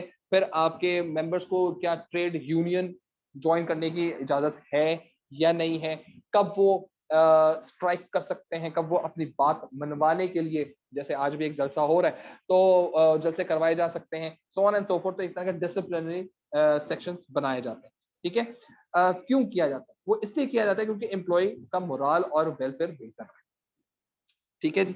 एंड देन हमारे पास जो चीज आती है that is employee work life balance. ठीक है। वर्क लाइफ बैलेंस का बेसिक मतलब ये है कि आपका जो काम करने के लिहाज से जो आपकी लाइफ है, ठीक है, उसमें आपका काम अपनी जगह पे, लाइफ अपनी जगह पे और स्लीप अपनी जगह पे होनी लाजमी है। और अगर आपके पास कस्टमर्स को अगर आप ज्यादा फोकस करते हैं या ज्यादा काम करते हैं तो हो सकता है टेम्पररी बेसिस के ऊपर आपका आप ज्यादा कमा रहे हो या ज्यादा रिस्पॉन्सिबिलिटीज दे रहे हो या ज्यादा आप एम्प्लॉयर के सामने आप बहुत ज्यादा अच्छा वो फेस आपका नजर आ रहा हो, लेकिन on account of your leisure life, ठीक है, योर योर स्लीप, तो अगर आप स्लीप डिप्राइव्ड होंगे या आपकी लेजर कंप्लीट नहीं होगी तो you may not B fresh energetic. ठीक है। You might be doing the काम, लेकिन you may not be perfect, you may not be productive and hence जो काम है उस पर इफेक्ट आना शुरू हो जाएगा। तो ये एक तरह का डोमिनो इफेक्ट होता है कि अगर आप ज्यादा देर काम करते हैं और अपनी लेजर लाइफ को आप फोरफीट करते हैं, अपनी स्लीप को फोरफीट करते हैं, तो इन टर्म आपकी उस lack of sleep, lack of fresh mind के लिहाज से आप जब काम नहीं करते तो आपका वर्क जो है वो आपका बुरा होना शुरू हो जाता है। सही है। At times yes, customer services के अंदर ये चीज बहुत ज्यादा होती है और वर्क लाइफ बैलेंस बहुत बुरी तरीके से डिस्ट्रॉय होता है। कंपनीज आमतौर पे जो है एम्प्लॉयज के साथ जो है वो कहती हैं कि हम आपको एक्स्ट्रा पैसे दे देंगे, बंदा जो है वो बेचारा पैसे के बिहाफ पे वो एक्स्ट्रा काम करना शुरू कर देता है, हेंस उसका वर्क लाइफ बैलेंस खराब हो जाता है और फिर काम बेहतर तरीके से हो नहीं पाता। प्लस एक और चीज जो है वो ये है कि कंपनीज जो है वो वर्क लाइफ बैलेंस की तरफ इसलिए जाना शुरू हो गई क्योंकि world has become global village ना। ठीक है। तो अब वो ग्लोबल विलेज का मतलब ये कि इंटरनेट के थ्रू अब आपके डिफरेंट एरियाज में टाइम जोन्स के चेंज होने की वजह से कभी वहां सुबह है तो आपके पास रात है, तो अब आप जो है अपनी रात के लिहाज से अपना प्लान कर रहे हैं, लेकिन since your client is in that country जहां पर अभी सुबह हुई है तो वो तो अभी काम डे स्टार्ट कर रहा है, तो that is going to like destroy your work life balance.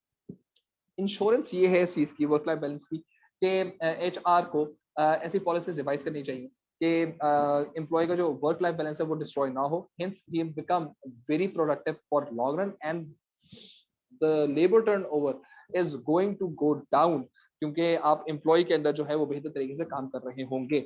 अच्छा, कैसे अचीव कर सकते हैं जी इसको? नंबर वन, आप इसके अंदर लेकर आ जाए जी, आप फ्लेक्सिबल वर्किंग लेकर आ जाए। ठीक है। इट्स नॉट के आपने इतने से इतने बजे ही काम करना है। अगर आपको ये घंटे हैं, आपने इसमें काम करना है तो इंश्योर करें कि आप ये काम इतने घंटे का कर लें। अब ये आपके ऊपर है जब आप करना चाहें। ठीक है। तो ये आमतौर पे ये चीज की जाती है। सिमिलरली हमारे पास एक और चीज जो है that is known as teleworking. Not necessarily कि आप काम करने के लिए आए, अब घर पे बैठ के काम करें, सिंपल सी बात है, टेली वर्किंग हो सकती है। सिमिलरली हमारे पास जो है वो जॉब शेयरिंग का कॉन्सेप्ट इसमें आ जाता है कि अब थोड़ी देर आप काम करेंगे, थोड़ी देर दूसरे काम करेंगे, शिफ्ट्स के अंदर जैसे काम होता है, तो वो शिफ्ट्स भी इसीलिए लगती है कि जॉब शेयरिंग हो रही होती है। ठीक है। सिमिलरली आपके एक और चीज जो है that is known as sabbatical period. ठीक है। सैबैटिकल पीरियड्स का बेसिक मतलब ये है कि आपको कुछ पेड ऑफ्स दिए जाते हैं ताकि आपकी कंपनी के लिहाज से अगर आपको वो ऑफ मिल रहा है तो उसमें आपके पैसे कट नहीं रहे, आप आराम से उनसे रिलैक्स होकर दोबारा वापस आ सकते हैं। या आमतौर पे किसी का कोई एक्सीडेंट हो जाता है उसको सैबैटिकल लीव्स मिल जाती हैं, कोई प्रेगनेंसी वगैरह का सिलसिला है उस पे उसकी वजह से आपको मिल जाता है, प्लस आपकी कोई सर्जरी वगैरह है, आपने कोई रिलीजियस इवेंट पे जाना है उसके लिहाज से आपको सैबैटिकल लीव्स मिल जाती है। ठीक है।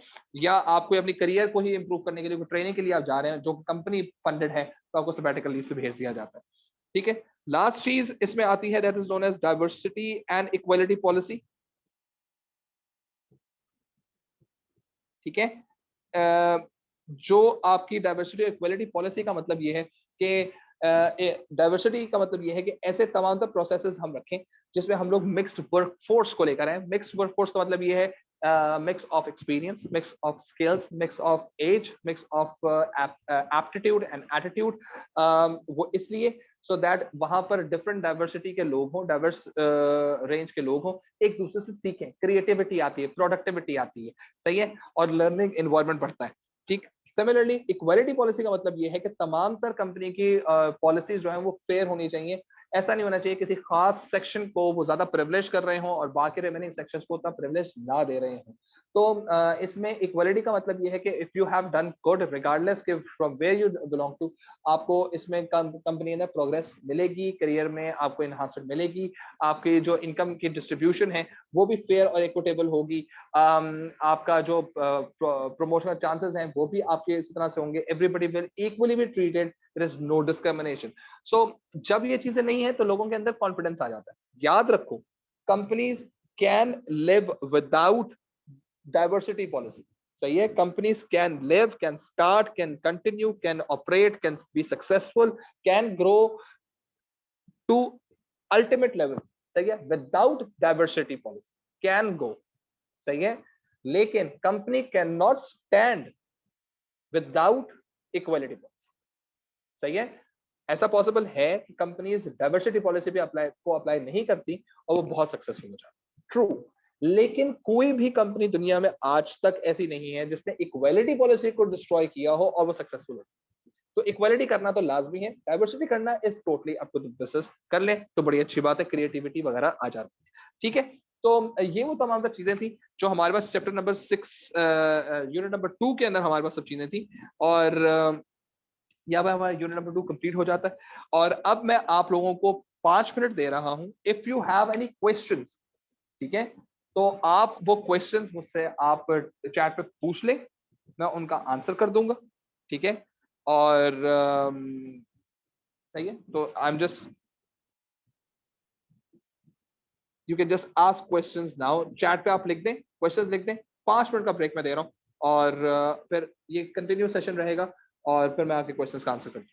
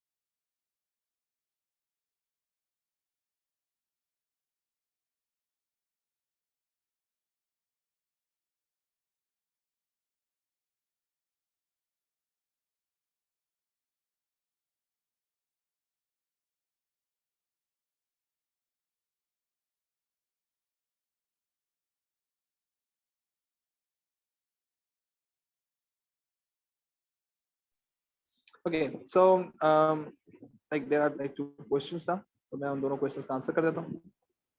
अच्छा जी, पहली चीज़ तो ये है कि जो एल्टन मायो की थ्योरी है, वो एल्टन मायो की थ्योरी कुछ इस तरह से है कि आपका जो मैनेजर है, उसको ये चीज़ ज़हन में रखता है कि जी पैसे और बुरे कंडीशन से लोग खुश नहीं, ठीक है? और जब लोग वर्किंग कंडीशन से खुश नहीं होते, तो उसका कॉन्सेप्ट ये आ जाता है कि अगर आप लोगों के अंदर प्रोडक्टिविटी बढ़ाने की कोशिश करें, तो ज़्यादा बेहतर है, ठीक है?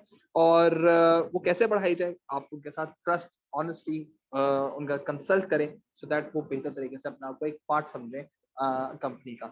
बिल्कुल इस तरह से अगर आप उनके अंदर टीम्स का काम करवाएँ, टीम में उनको काम करवाएँ, तो उन टीम्स के अंदर वो एक-दूसरे को जानेंगे, पहचानेंगे, एक-दूसरे से दोस्ती होगी, मेंबर्स बनेंगे एक-दूसरे के साथ और उसके अंदर जो है वो बेहतर तरीके से काम कर सकते हैं। सही है?